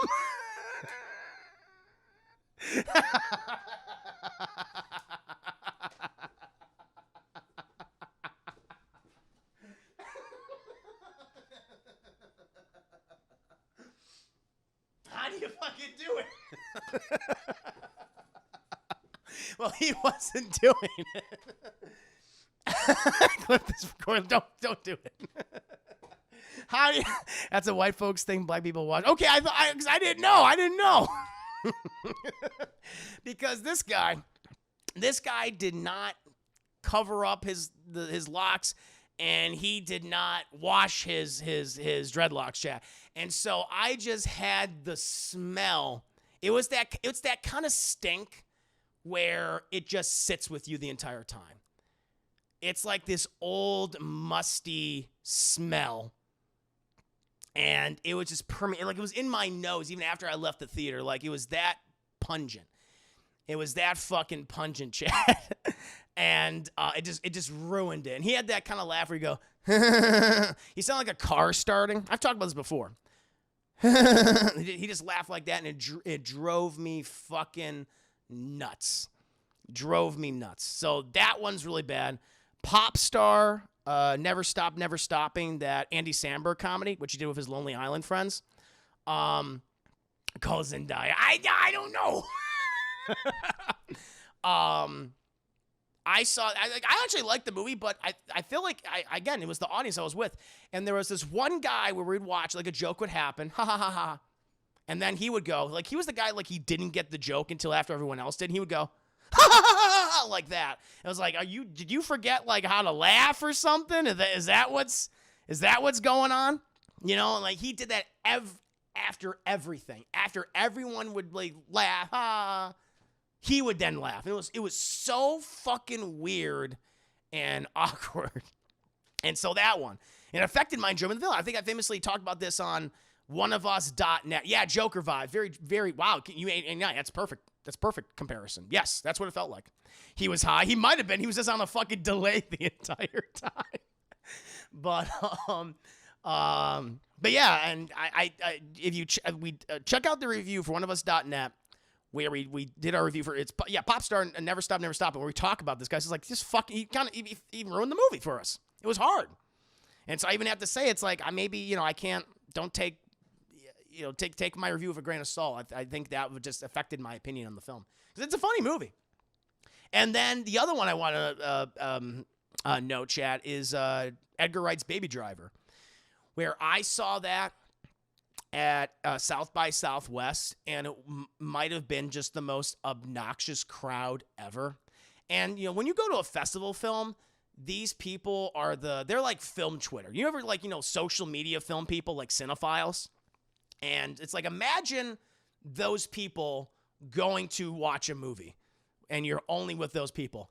And they're the kind of guys who will literally, guys and girls, who will literally, like, clap when they see a person's name come on the screen. They don't even know the person's name. This is like executive producer, whoever. Woo! They would do that. They would do that for everything. I'm like, fuck. It's like, really? You don't even know who that person is. You don't even know who like, everything. And they would do the whole, like, you know, really, like, obnoxious laugh. It's like, okay, yeah, it's funny, but it's not that fucking funny. And you notice this of certain directors.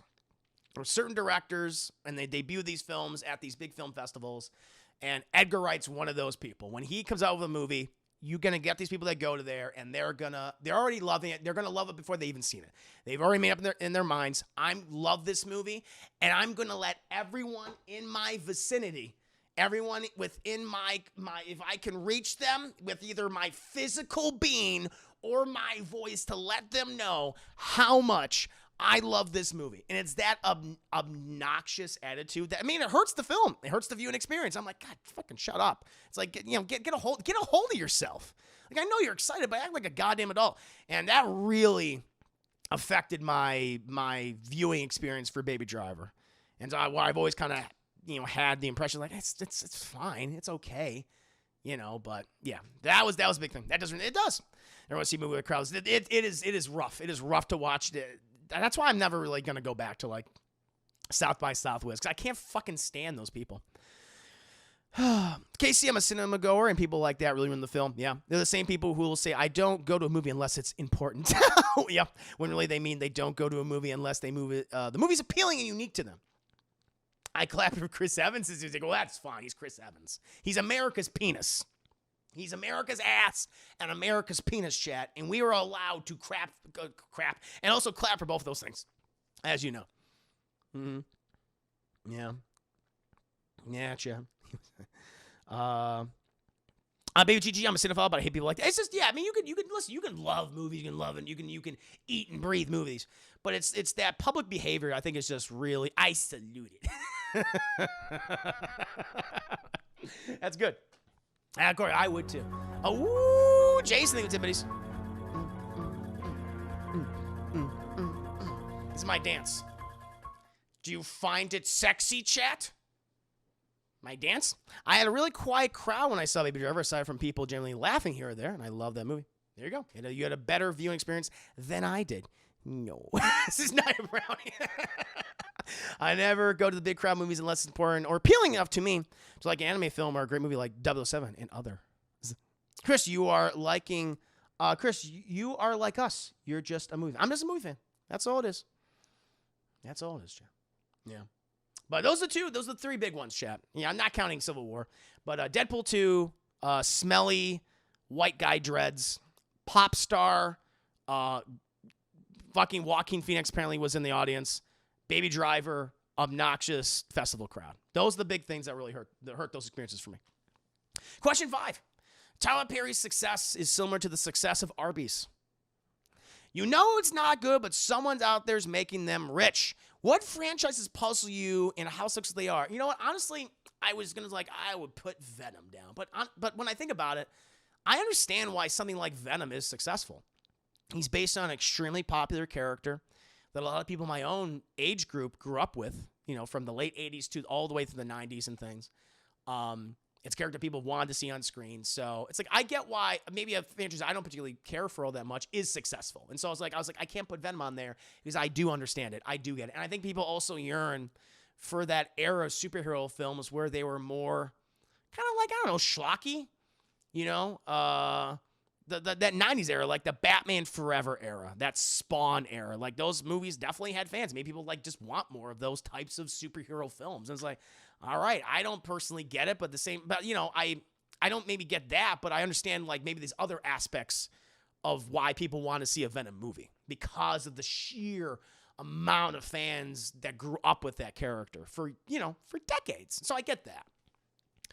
And also, because it's also something different than maybe what we see in a lot of Marvel movies. Because Marvel's, I like a lot of the Marvel movies in the MCU. Of course, there's some exceptions to the rule. But, they all have that very similar DNA to each other. You could oh yeah, I could tell this is a Marvel movie based on whatever you want to, pick. So I get that. Where Venom does not feel like a Marvel movie. It feels very different. And so I can also see why people might want a different flavor of Marvel film. And so it's it's not the MCU, so that's why I'm going to go see this. It's okay, I get that.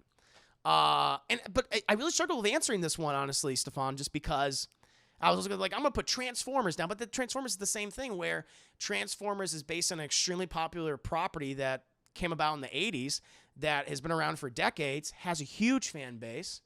You have action movie fans. You have people that love Michael Bay movies and want to see a big action, blow 'em up explosion action film with giant robots fighting each other, hot metal hitting hot metal. It's I also get that too. And so it's I can't put that one down either. I can't say I don't understand the success. I do get it. And so I'm just kind of I can't think of anything. Because even films I hate, even franchises I'm just not a fan of, maybe I soured on. So say Pirates of the Caribbean. I love the original Pirates of the Caribbean movie, chat. Curse of the Black Pearl. It's great. I've reviewed it on my channel here. It really holds up to this day. It's a full price movie for me. And then they proved us all wrong. It's we're going to make an adaptation of one of our theme park rides. We're sure you will. But they did. And I was wow, this is good. But then the rest of those movies are bad. But at the same time, I still understand why those movies are successful. Because the original one was so much fun. And because they're big swashbuckling adventures. And there's a bunch of fucking pretty people in there. And that was Johnny Depp back in the height of his career. So I get why those movies are successful. I still understand it. Plus, it has the Disney machine behind it. So, yeah, I really struggled with this. So... Is there one for you guys that you're I don't get this? But I really don't know. I couldn't think of anything. Stuff I don't like, but at the same time, I get why it's successful. Yeah. I'm that guy. I was not a fan of Dead Man's Chest. I've talked about this before, baby GTG. Two things. One, I just think it's paced very well. But the big reason that I don't like that movie all that much is because at the end of Curse of the Black Pearl, Will Turner, Captain Jack Sparrow, and Elizabeth Swann, they're all friends by the end of it. They all like each other. Will is willing to put his life on the line to stand by Jack. And they're friends by the end of the movie, and I really like that. And yet when we meet them again in the sequel, Will's I am fucking ready to kill and betray Jack at any turn. Same with Elizabeth. This doesn't make any fucking sense. Why throughout most of those movies they're at each other's throats. They're not friends at all. It's why did you do that? That really bothered me. And that has always stuck in my craw. And yeah, I think that was some piss poor writing. I would have liked to have seen them work together and be friends. I don't like it. Wait, really? I need to watch? Yeah. They don't. Oh yeah, fucking. That's why Wilter's like, I need your help, and I'll fucking stab you if you don't help me. I was like, all right. And at the end of the movie, you see what Elizabeth Swann like betrays Jack and gets him killed. Yeah. Oh. What was the guy saying? Twilight. But again, I understand why Twilight's successful. It's based on a huge book property. Successful YA novel series that you have a built-in fan base. And so I understand why people are excited about those movies and want to watch those movies. I get why it's a success. Venom is mine. It's the MCU if they did absolutely nothing well. Oh, Illumination's other one. Oh, yeah, I hate Illumination. Well, I mean, yeah, Illumination's like, I hate their products, but their stuff is, it's like, hey, let's reference the biggest thing out there right now. Let's have a character do a funny dance. The kids love funny dances. You saw me dancing earlier, chat. Right? Yeah. And people are like, yes, brilliant. And let's give them all the money. That's what happens. Yeah. Bad Boy, how fuzz from you hides underground. Oh, damn, Bad Boy. I love that movie. Dev Key, the recent Joker movie. I don't like it at all. It's just a crazy D. Tom, I love zombie strippers, so I ain't the one to say what a good movie should look like. That's fair. Just remember that awesome fight scene, the giant wheel. I remember that fight scene. G.I. Joe, nice smiles, yarg. Yarg. G.I. Joe. Well, yeah, the G.I. Joe movies. I mean, I get the G.I. Joe movies just because it's the Transformers thing where they're based on a huge property from the 80s that has continued to exist. Stop it! No. Jason League of Timothy's. It's not a franchise, but I didn't get the praise for the Night House. I know Martin was a fan, but other people were really into it. Yeah, I might have to check that movie out. Everyone's been talking about that film. It's on a lot of best of lists so far. So, but League of Timothy's good. Despicable Me 1 and 2 are their only good. Yeah, I don't even like those movies. So, yeah.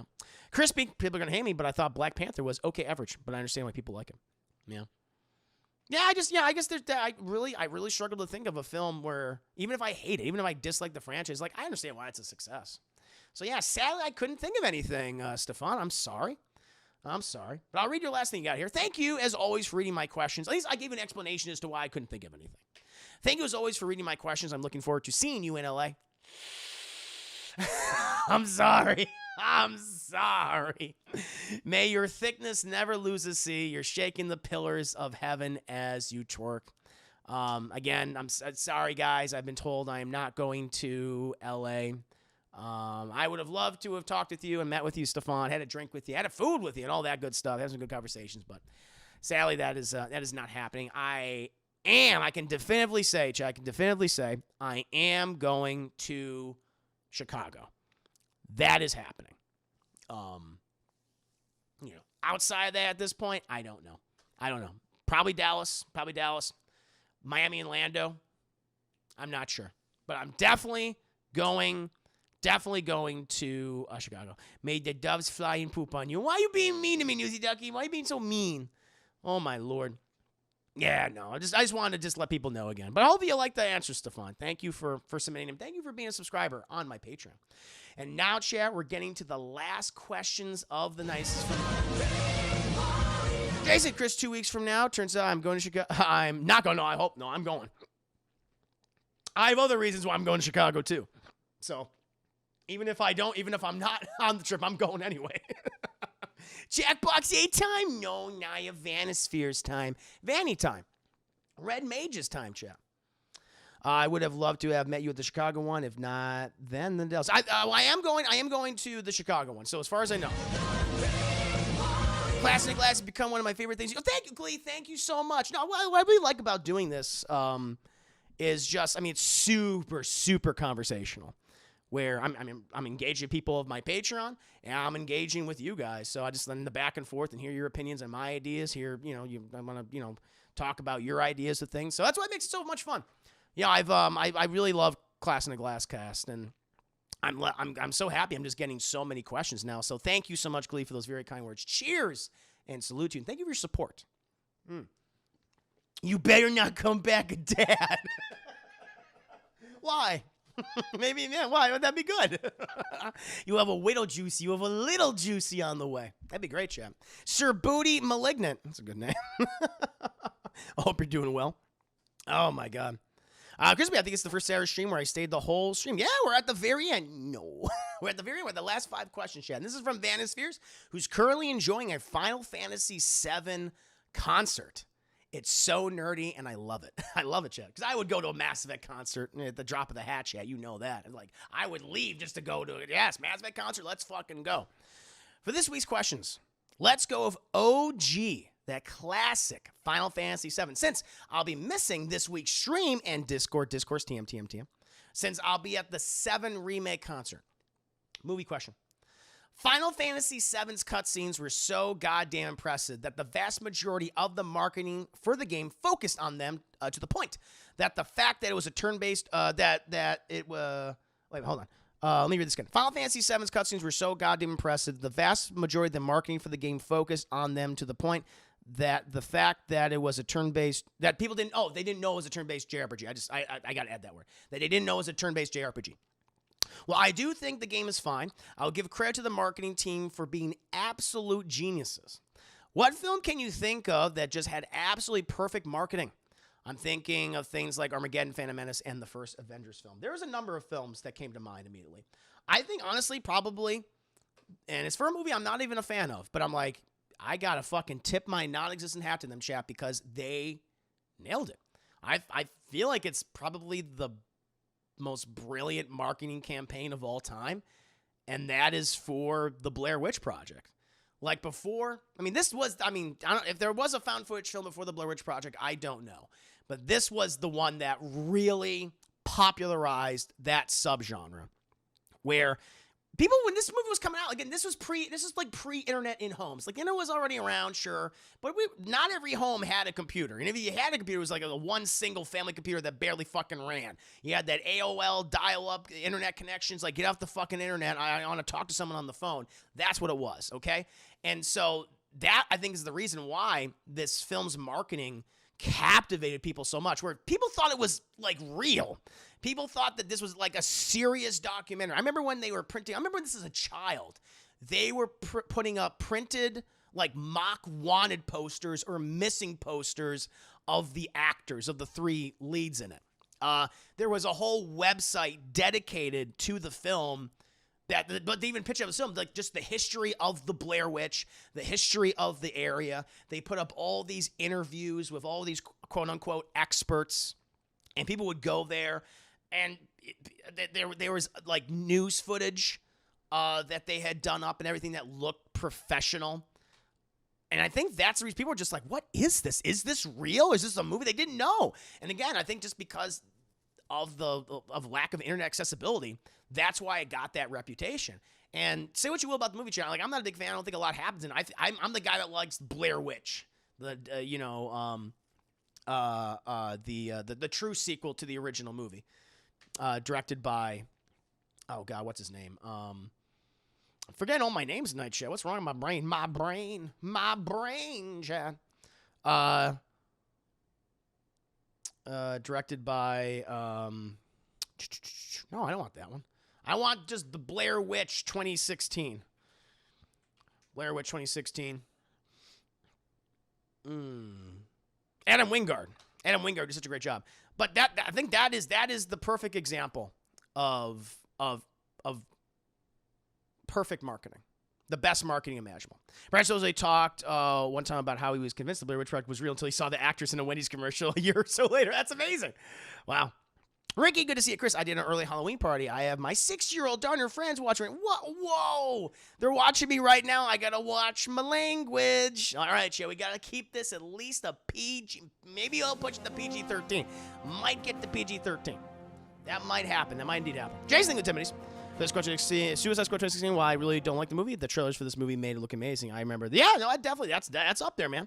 Suicide Squad had some really good marketing. Hey, when you put fudging Queen in a trailer, that's gonna sell the movie. That'll do very, very well. Oh, fudge. But I didn't say fudge, chat. So that's high on my list. Blair Witch. A couple other ones, chat. Another found footage movie. This is a capitalizing off the success of it, but Cloverfield. Where I remember, like, they released the first trailer I think it was like in front of like so it was already in front of a big movie, Transformers, I want to say, the first Transformers film. And it was accompanied by, I remember the trailer specifically when I saw it. It was the found footage when they're in the apartment of the main character, and then they hear that explosion. They all go to the top. They hear that like that earthquake go to the top, and they see that explosion like in downtown Manhattan. They all go to the street level, and then they see the fucking head of the Statue of Liberty crash into the street, and it just ended with no title and just the date of the movie. I think it was like January something 2008. All details about the film were kept quiet. They're like, okay, they knew it was going to be a found footage film. They didn't know it was going to be a monster movie. They had no idea. Is it a disaster movie? Is it a monster movie? Is it a horror film? They had no idea. And I think that just not knowing about it, just relying on that teaser was perfect. It's similar to, and that was that was so cool. That was even in the internet age. And yet they still were able to at least copy somewhat the Blair Witch Project's marketing success. So definitely high on my list there. A couple other ones. Borat. I think Borat had a great marketing campaign. Sacha Baron Cohen was known, but he was mostly known in the UK before, like, really, like, Borat came in. Yeah, he did his HBO show, Ali G, and he also had, Borat on there, too, and some other characters. But he was mostly known, like, in the United Kingdom. And so when that movie was coming out, people were like, so wait, is this guy actually real? This is a real journalist reporter from Kazakhstan? I think that was what also made them. And he did all these, I remember specifically, he did all these interviews in character as Borat. Like, I think, didn't he go on, like, Good Morning America, talking about he was like, and I want to kill the Jews. It's like, whoa. It was like, oh, now hold on now. And it's like, you couldn't believe it. Yeah, and so I think that was really like, wait, is this guy actually real? Is this a real person from Kazakhstan? I think that worked. I even thought, that's the thing. You trick these people, and they become so curious. They're like, well, I'm going to go see the movie, see what this is about. So Borat had an absolute amazing campaign. And the last one, Chad, I would put up there is Deadpool, where you had, people, there was already a hunger for this character to begin with. People wanted Ryan Reynolds to play this character. Deadpool famously said in the comics, I'm a mix between Ryan Reynolds and a Shar-Pei. And, we got Ryan Reynolds as Deadpool initially in X-Men Origins Wolverine as Barakapool, and it was awful. But we wanted to see that, him redeem. Even like how this started out, where Ryan Reynolds and the director, Tim Miller, I think someone else, they're the ones that actually leaked that test footage. It wasn't like, oh, someone just found it and leaked it. It was them. They were the ones that did it.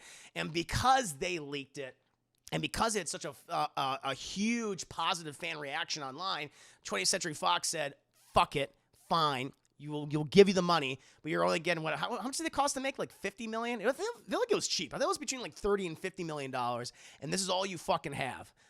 And then how they even used that marketing budget.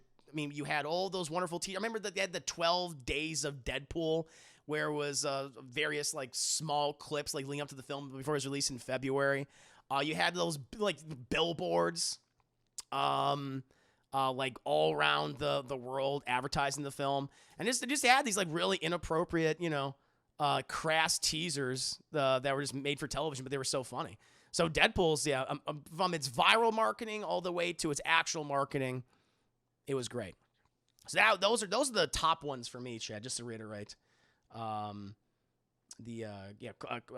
Blair Witch Project. I think the Blair Witch Project is the best marketed film of all time.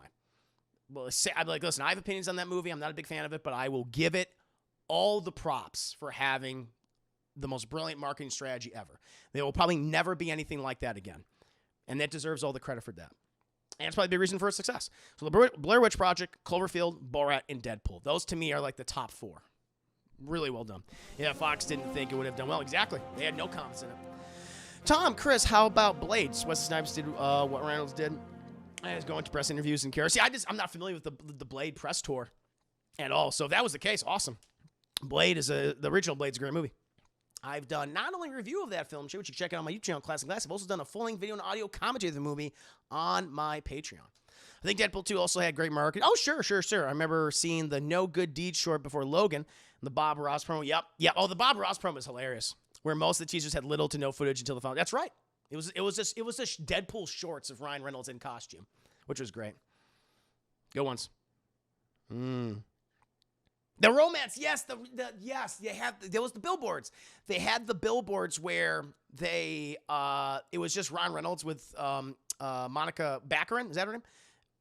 She plays his love interest in the film, and he made it look like a romantic movie called Deadpool.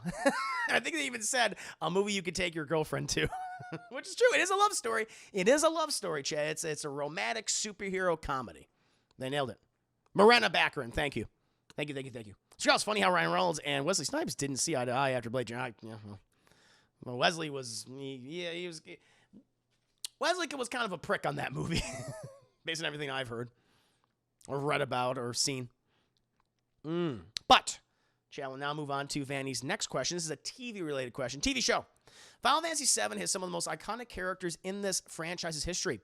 Even people who don't play the games know who Cloud is. For most of us, there are shows that we know that are absolutely amazing, but for one reason or another, we've never seen. Personally, I've heard that The Sopranos, The Wire, Deadwood, and Rome are all insanely good, but I never got around to it. Watch them.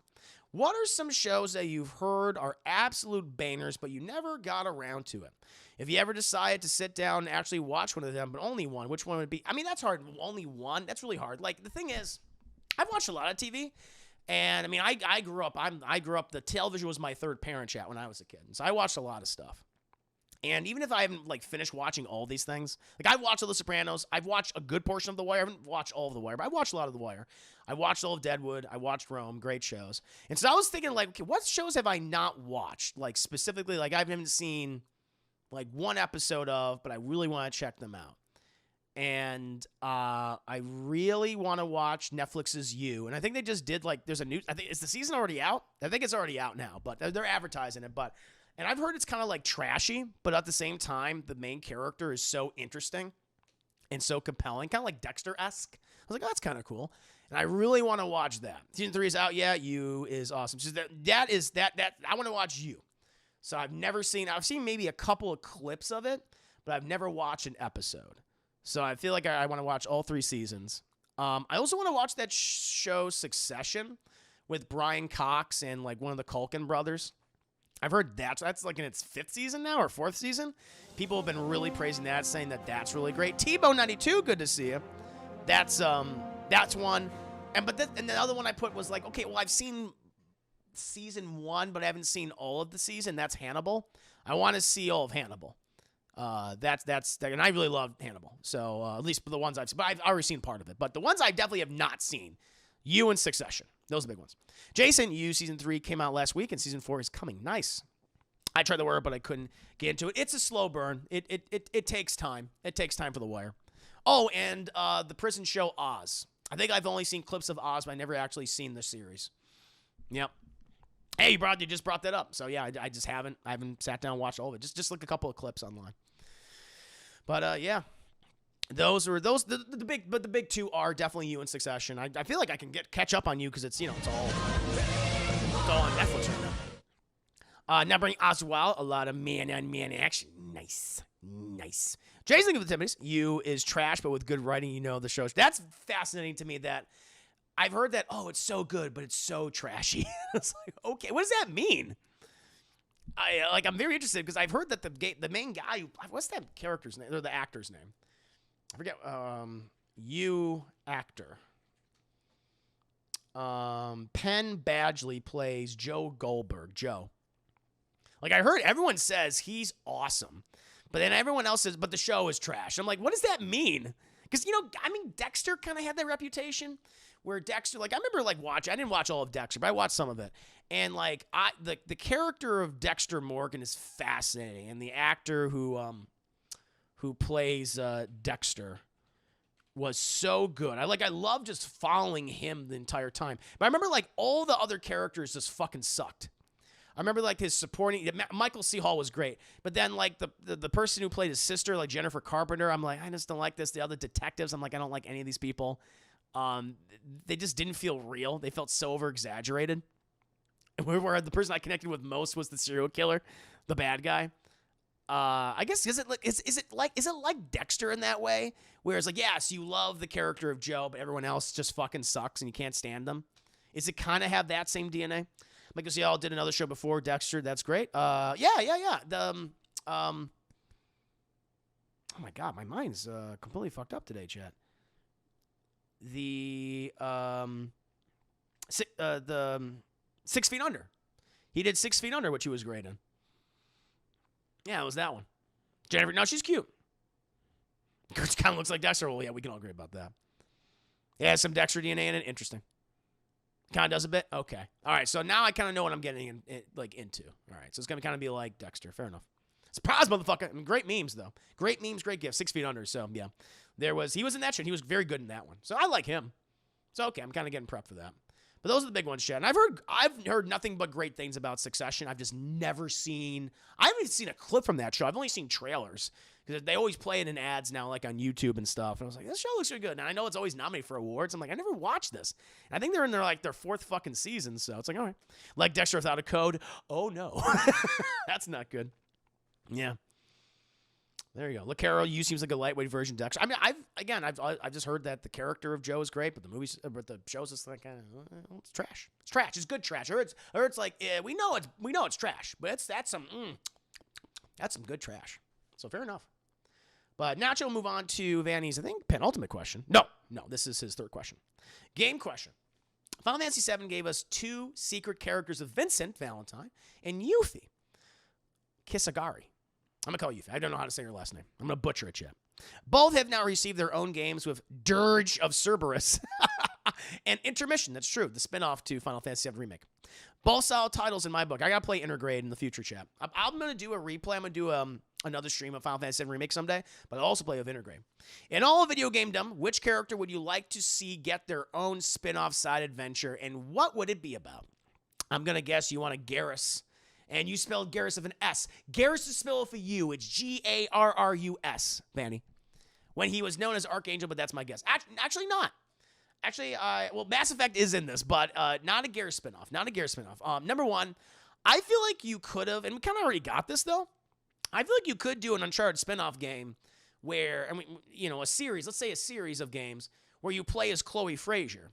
We got that one that came out after Fork Chat, which was Uncharted: The Lost Legacy, where it's about Chloe and she teams up with Nadine Ross, who was one of the villains in Uncharted 4, A Thief's End.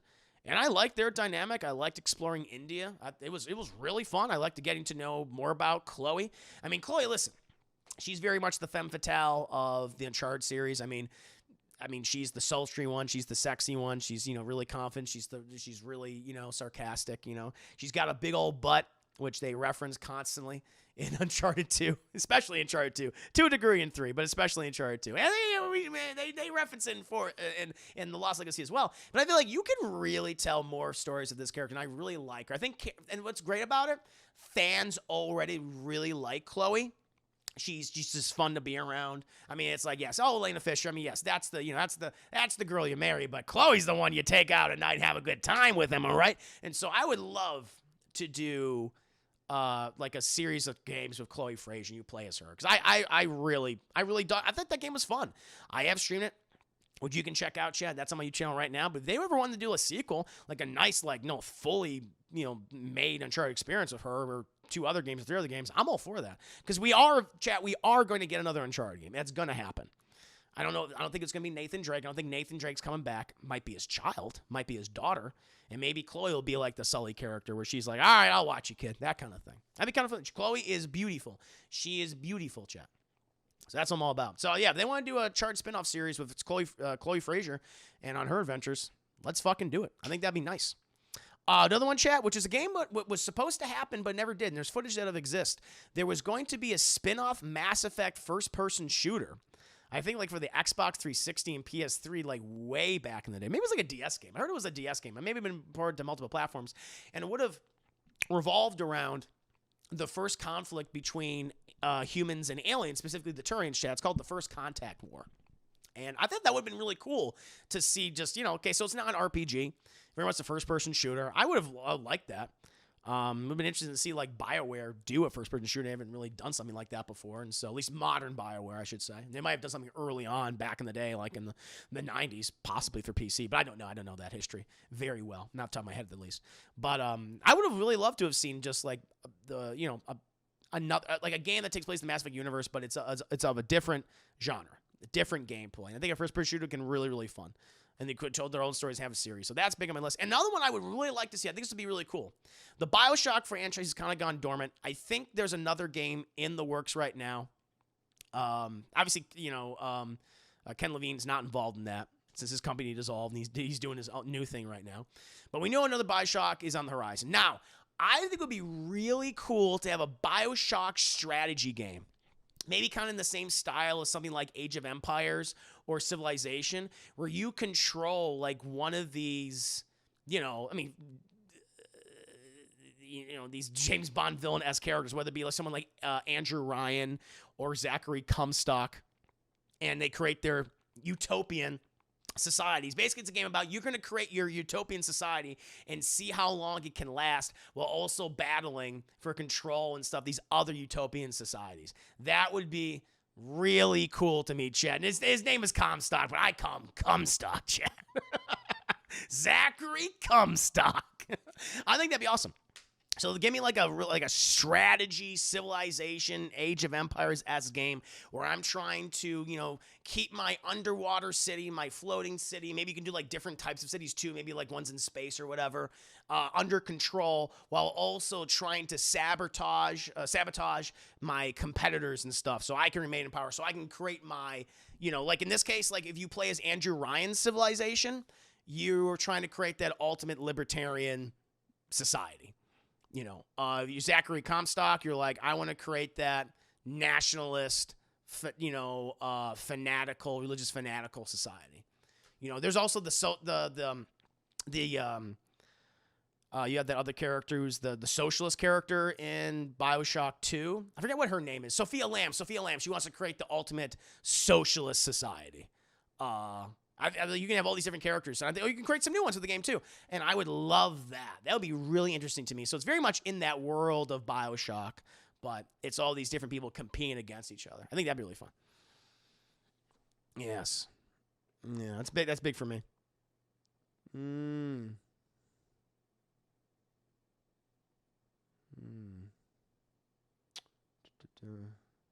Cool. All right, just reading, chat. But now we'll move on to the final question. The final question from Vanispheres. Or no, is this the final question? No, it's not. Sorry. Penultimate question, chat. Penultimate question from Vanispheres. Final Fantasy VII has certainly stood the test of time. Is considered a masterpiece by many. I've been playing through the game off and on for over a year, and noticed that the scene where Cloud, Tifa, Barrett are climbing up the stairs in the Shinra headquarters. Tifa actually called Barrett the R word, called him a retard. Chat. That's what he's referring to.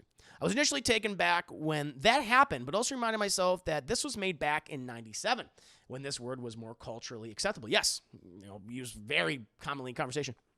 Still, that line did not age well. As a content creator who streams and makes videos containing mature content, do you ever consider how it will be viewed years from now, or do you think it'll age relatively well? I mean, I've been pretty open about, even the terms that I've used in the past as growing up, chat.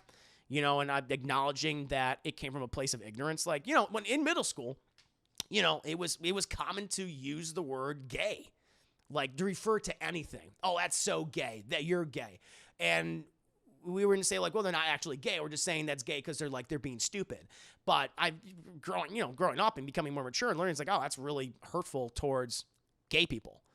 To say something like that. I remember there was a campaign on television for that year. Like, I think during the same time, I was like, oh shit, I guess that's true.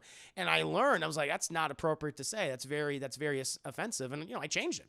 Now, I don't say that, but again, as we're growing up, we're becoming mature, we're getting a sense of morality, chat. Like, as children, we don't have fucking morality. It's taught to us through our parents, through experiences, and through our elders, and we become better people. But as little kids, we're goddamn savages. We say all these horrible, hurtful, cruel things to each other. And they come from a place of ignorance. But, if the child makes the effort to realize that, oh, this behavior is bad, they'll make the effort to correct it. They realize it, and they make the effort to correct, which I think is good.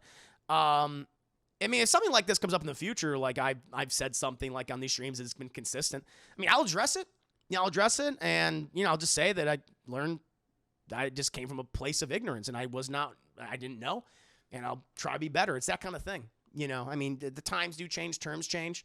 I mean, yeah, like that's a perfect example when people use the word retard like all the time. The thing is, that's like a diagnosis. But then it was taken by pop culture and featured in films and used not as a medical term, but later on just used to mock people. And so, and that's kind of the case of like using the word, the word gay. Like you used to, like famously, Chad, like there's a scene where the perfect example in pop culture and media where, remember in, it was the 40-Year-Old Virgin. It was a Judd Apatow movie. And I think it's a conversation between Seth Rogen and, I think it's like another Paul Rudd. I think maybe it's Paul Rudd, and they're playing a game, like they're playing like a video game, and it's them improving, and it's them just saying, you know how I know you're so gay, and it's just like it's nothing to do with the fact that like they're homosexual. It's just like but it's like you're stupid, like something about you is stupid, and that's why you're gay. And I remember that. In particular, but that just shows that is not aged well. So there's always going to be things, I'm sure, and we'll go back, we'll think it's like, yeah, that was, we were coming from a place of ignorance and we didn't know, but we're trying to be better. It's that kind of thing, I feel like. So that's the only thing I could say about that. It's like, maybe there's something on my stream where I don't realize it's offensive, but I feel like you guys have, I always like to have an open dialogue with everyone here. I feel like, we can speak honestly and we can have fun, but if there's something that is hurtful that I'm saying or something I'm speaking from a place of ignorance, then let me know. And I will address it, and I will adjust the way in which I view that and speak. I think that's the best that we can do, personally. At least that's how I always thought of the chat. Be mature about it. Be grown-ups about it. That's how I would do it. There's always even like a great example. I was thinking about this when I was writing my answer down. I still am. I just haven't watched their videos in a while, but I'm a huge fan of Rooster Teeth. And of Achievement Hunter, which is their very like, hey, this is our game-centric division where we put out videos every day about Let's Plays. And that had a big impact on me and wanted me to do my own streams. And so always, say like they're the big reason why I do this today. I'll always thank them for that because they inspired me. Huge reason why, definitely probably this and Double Toasted and the, Spill and, but definitely, I would say Rooster Teeth and specifically Achievement Hunter. But I remember like a lot of their videos, I think they even use the word faggot. I think they say that word. And I've seen it like even on their own personal channels, but that's not saying like, oh, they're bad people because they use that word. It's just they were speaking from a place of ignorance. I think there's even one video that comes to mind immediately. I think it was for Michael Jones. It's very, very funny. He had like his own personal channel. There's this one friend of his that like had wrote out a message for him. And I'm trying to remember specifically what it said, but it was like referencing something that he gave him a gift. And like at the end of it, because he read the letter, and this was like back in like, it was like over a decade ago, if not longer, chat. And I think at the very end it said, "I love you, faggot." And it was, or something like that. And it was like, and we look at that now, it's like, ooh, it's like, that does not age well. Didn't age well. But it's like, later on, you're just like, yep, I'm just ignorant. Gotta do better. I think that's what we've done here. We've been very honest about that. I like that. It's healthy to talk about these things. Pro, good to see you. Hope you're doing very well. We're getting serious here. Did you ever see the delete scene from Knocked Up where Rogan, Paul, and Rudd repeated the scene until they started breaking the fourth wall? I don't think but it's been a long time. Chris, about words and shit, you can only joke around with friends. That's what I learned. Like I can say the F or N word to my my homo or black friends, but for strangers that sounds offensive. Yes. How about I would say maybe your gay friends. Maybe I wouldn't say your homo friends. So it's, for example, I don't think sheesh. I understand what you're saying, but instead of maybe saying homo friends, I would say your gay friends or maybe your LGBTQ friends. How about that? See, we're having a conversation about it. Yes, gay friends is better. That's what I would say. Good to see you, Vanny. Answering your questions right now. Having some good conversations. Having some very good conversations, Jeff. Oh, Naya. He loves the blacks and the homos.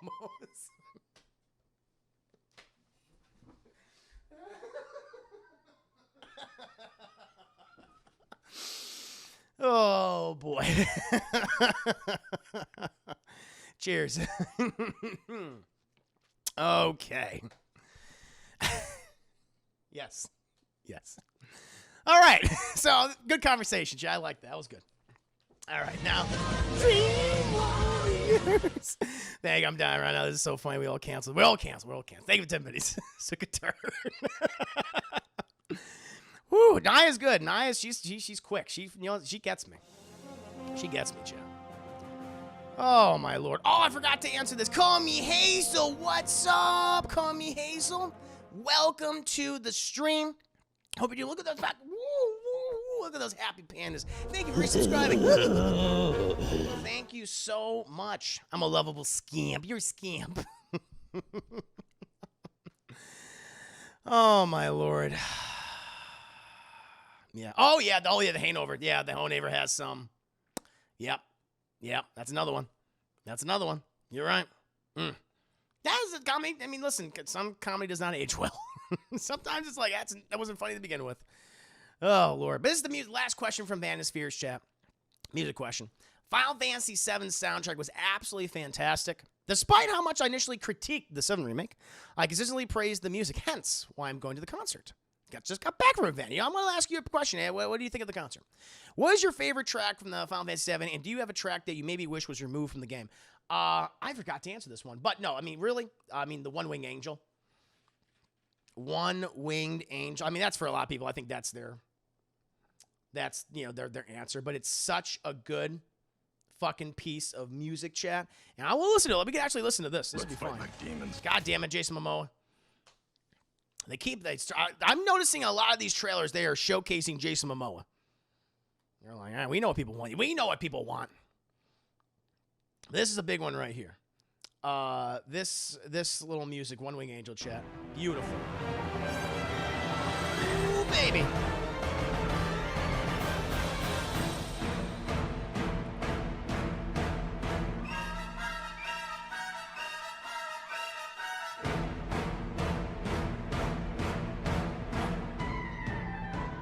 Yes!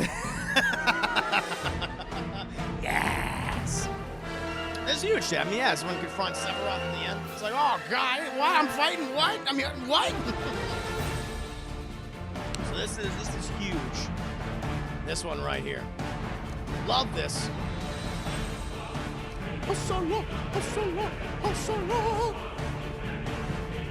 I'd play that at my funeral. That'd be great. It's like, whoa, this is an intense fucking funeral. Hans Zimmer's like, my God. Hans Zimmer's just like, just listening to that right now. That's the one. One that I would remove.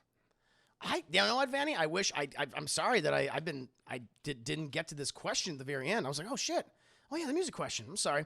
But what is the worst Final Fantasy VII music or song?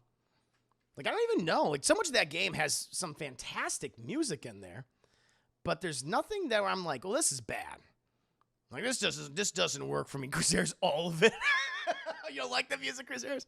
Like, there's nothing that, like, immediately jumps out to me that's like, oh, that's bad. Usually Final Fantasy has some terrific music, like, across the franchise. Even entries I don't particularly like. But, yeah, there's nothing in Final Fantasy VII Remake or 7 that I think is bad. Or one that I would exercise. Metal cover One-Winged Angel, but I can only imagine. Oh yeah, the cover songs for like a lot of Final Fantasy music and just video game music in general is so good. Oh, you be Josh and you be Joshin'. Yeah, stroking out in the corner mouth all foamy.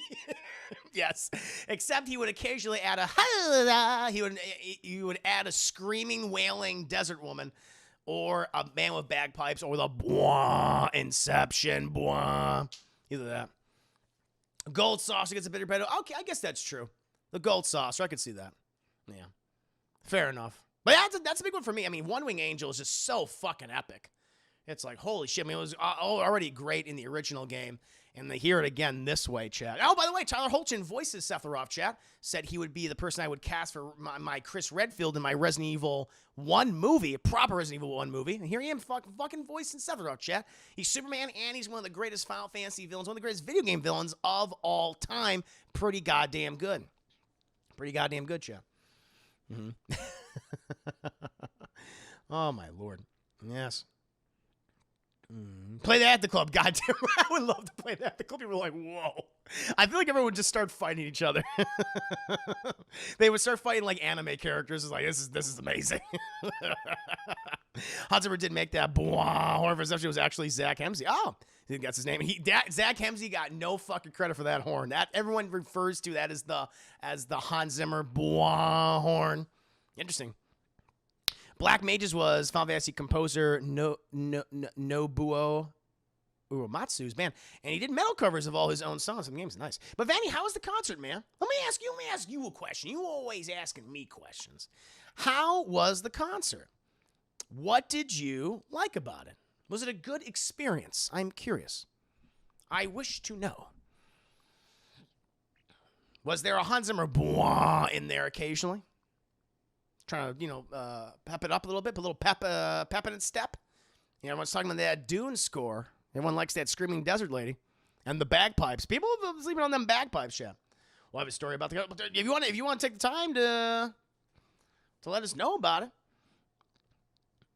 Yeah, feel free to share. But that does bring an end to the questions tonight, chat. That is all the questions that I got. Let me go ahead and thank everybody at the top. Let me actually check to see if anyone submitted anything else last minute. That might be the case. Let me go ahead and see. I think we're good. I'm not seeing any other questions. Hold on. Let me scroll all the way down. Okay, that was the last one. Vanny was the last person. There we go. Mm-hmm. Oh, Carmi, I have a question. What is your question, Carmi Hazel? What would you like to know? I will be happy to answer it. Tom, hey Chris, 10 Voss hair conditioner could sponsor your hair. I hope so. I need sponsors.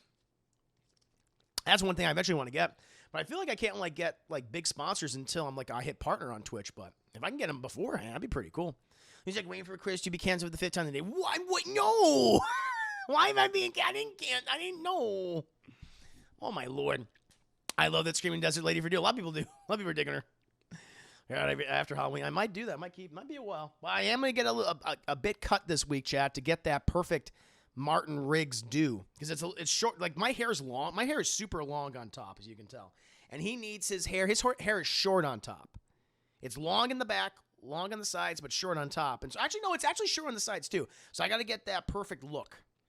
And I got to get a hair dryer and some hairspray, and boom, make it all poofy. Make it nice and poofy, chat. And I'm going to do a fucking stream as, Martin Riggs. And I'll do it on the Sunday stuff as well. Give us the cornrows we want. No, I don't wanna.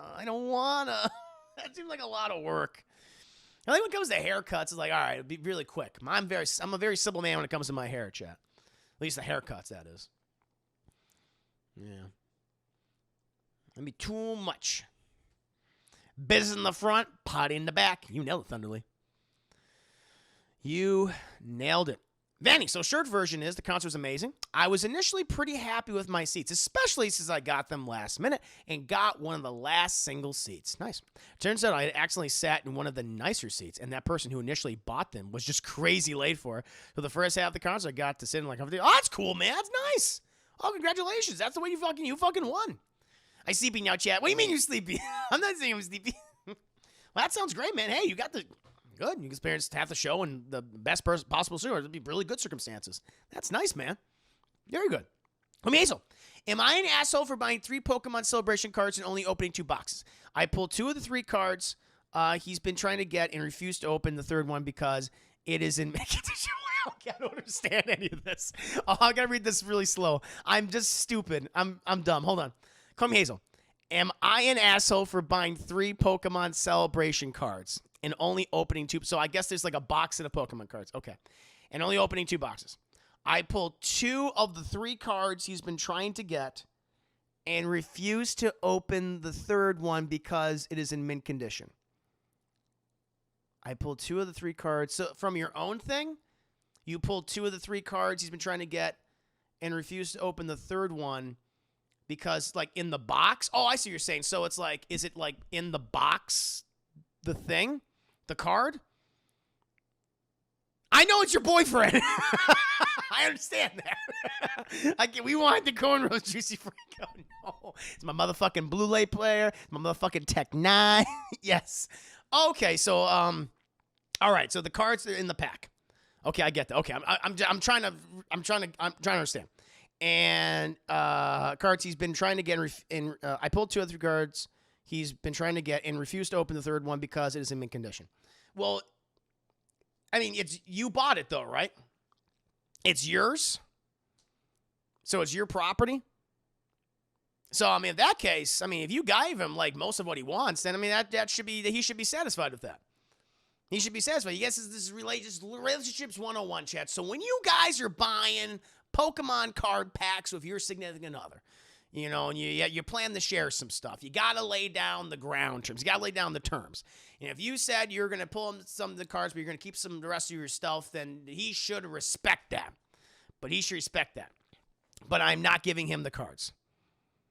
I am completely lost.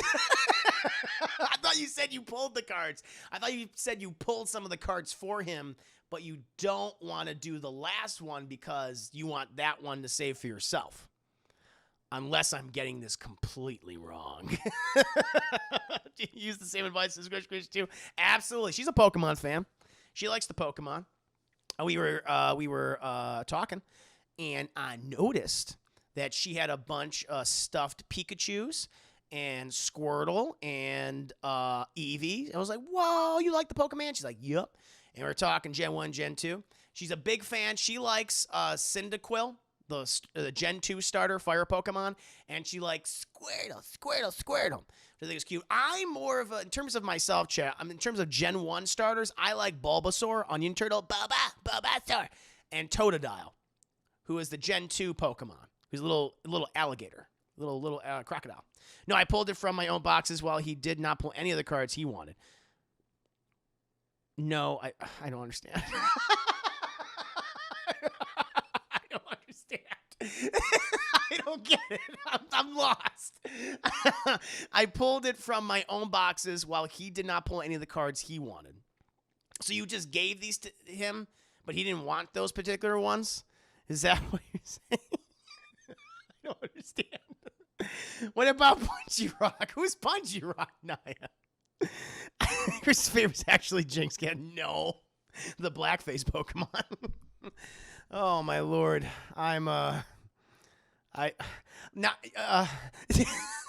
Calling me Hazel. Usually I'm able to answer your questions, but I can't wrap my head around what you're saying right now. I'm so confused. Jinx is absolutely the black. They actually changed her color to like purple. Yeah, she was like all black. She looked like Mr. Popo from Dragon Ball Z. It's like if they put fucking Mr. Popo in like a blonde wig. I think we need a phone call. Yeah, take responsibility. I heard you heard nothing. I didn't complete whatever I was gonna say. I stopped myself. Mr. Popo from Dragon Ball Z. Mr. Popo. Shut up, maggots. Never mind. I'm sorry, call me Hazel. I really wanted to answer your question. I'm just really confused by it. Now you got me wanting to figure this out. Okay, I'm gonna do this one more time. So you bought Pokemon card packs, right? I get that. Get out of here. And you pulled cards for him that he wanted, correct? Correct?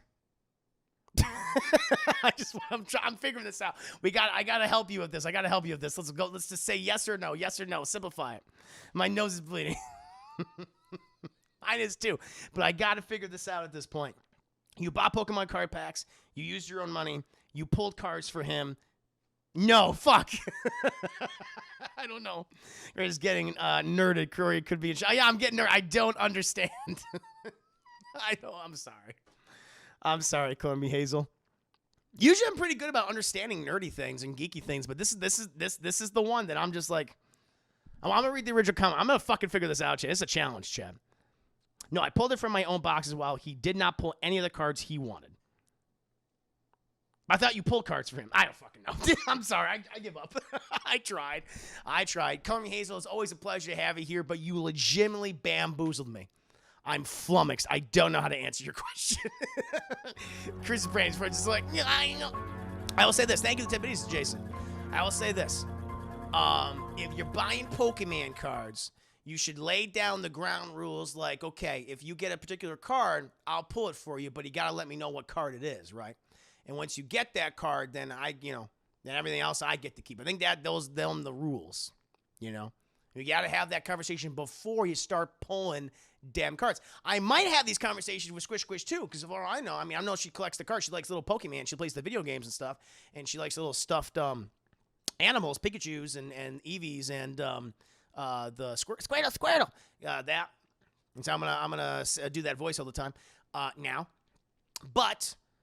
You gotta talk about this beforehand. That's what I know. That's what you know before you start pulling them cards. Long story short, she has the cards that he wants, and he ain't getting. Oh, I get it. Why did you fucking say it that way? It's so simple. Long story short, she has the cards that he wants, and so you're not gonna give them to him. But they're your cards, so okay. I didn't know. The way she said it made me confused. I didn't understand. I thought she was pulling cards that she gave him. Okay, never mind. Okay. I'm simple to you. No, you made it. No, you simplified it to me, and I appreciate that. Okay, now it makes sense. So now I get it. Okay. Well, if the conversation, if you already told him, if you already had a conversation. Now, listen, I would say, like, did you tell him that you're going to give him these cards? Because if you told him beforehand, it's like, well, you got to give him cards. If you made a promise, you got to fulfill the promise. Which are some other reasons. But if you did not say that, if that deal is not made, and he's like, I want him, then he's like, no, he should get his own Pokemon card pulls then. That's how it works. Easy fucking peasy. Color Me Hazel. You are welcome. You are welcome. I hope you liked my answer. This is relationship advice with Christopher Juicy Herman. I'm good at maintaining the relationships, Chad. Anyway.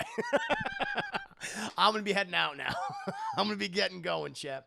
I hope you enjoyed this most recent episode of Class in a Glass Cast for your ass, a little bit of sass. It was good. Do you want to see more of my Marv? I do. I do. Yeah, 5 stars there, Chris. Nice. Nice relationship advice from a single man. No, I might not. I don't think I'm single right now. It's a long distance. It's a long distance relationship, but it's not really single. Man, you guys are mean. I think Color Me Hazel just left. No, she's still here. I think she just left. She's like, all right. So basically, I love this. So basically, we went to buy Pokemon Celebration boxes. He bought 5 boxes. Why I bought 3? Because I'm petty. We spent 2 hours at Target. Wow. He wanted 3 specific cards. I told him my cards are my cards. Okay. I originally said I was not going to open them, but he complained about it. So I opened 2 of them, and I pulled 2 of 3 specific cards he wanted, but I'm not going to open the. Oh, that's fine. Oh no, you're in the right.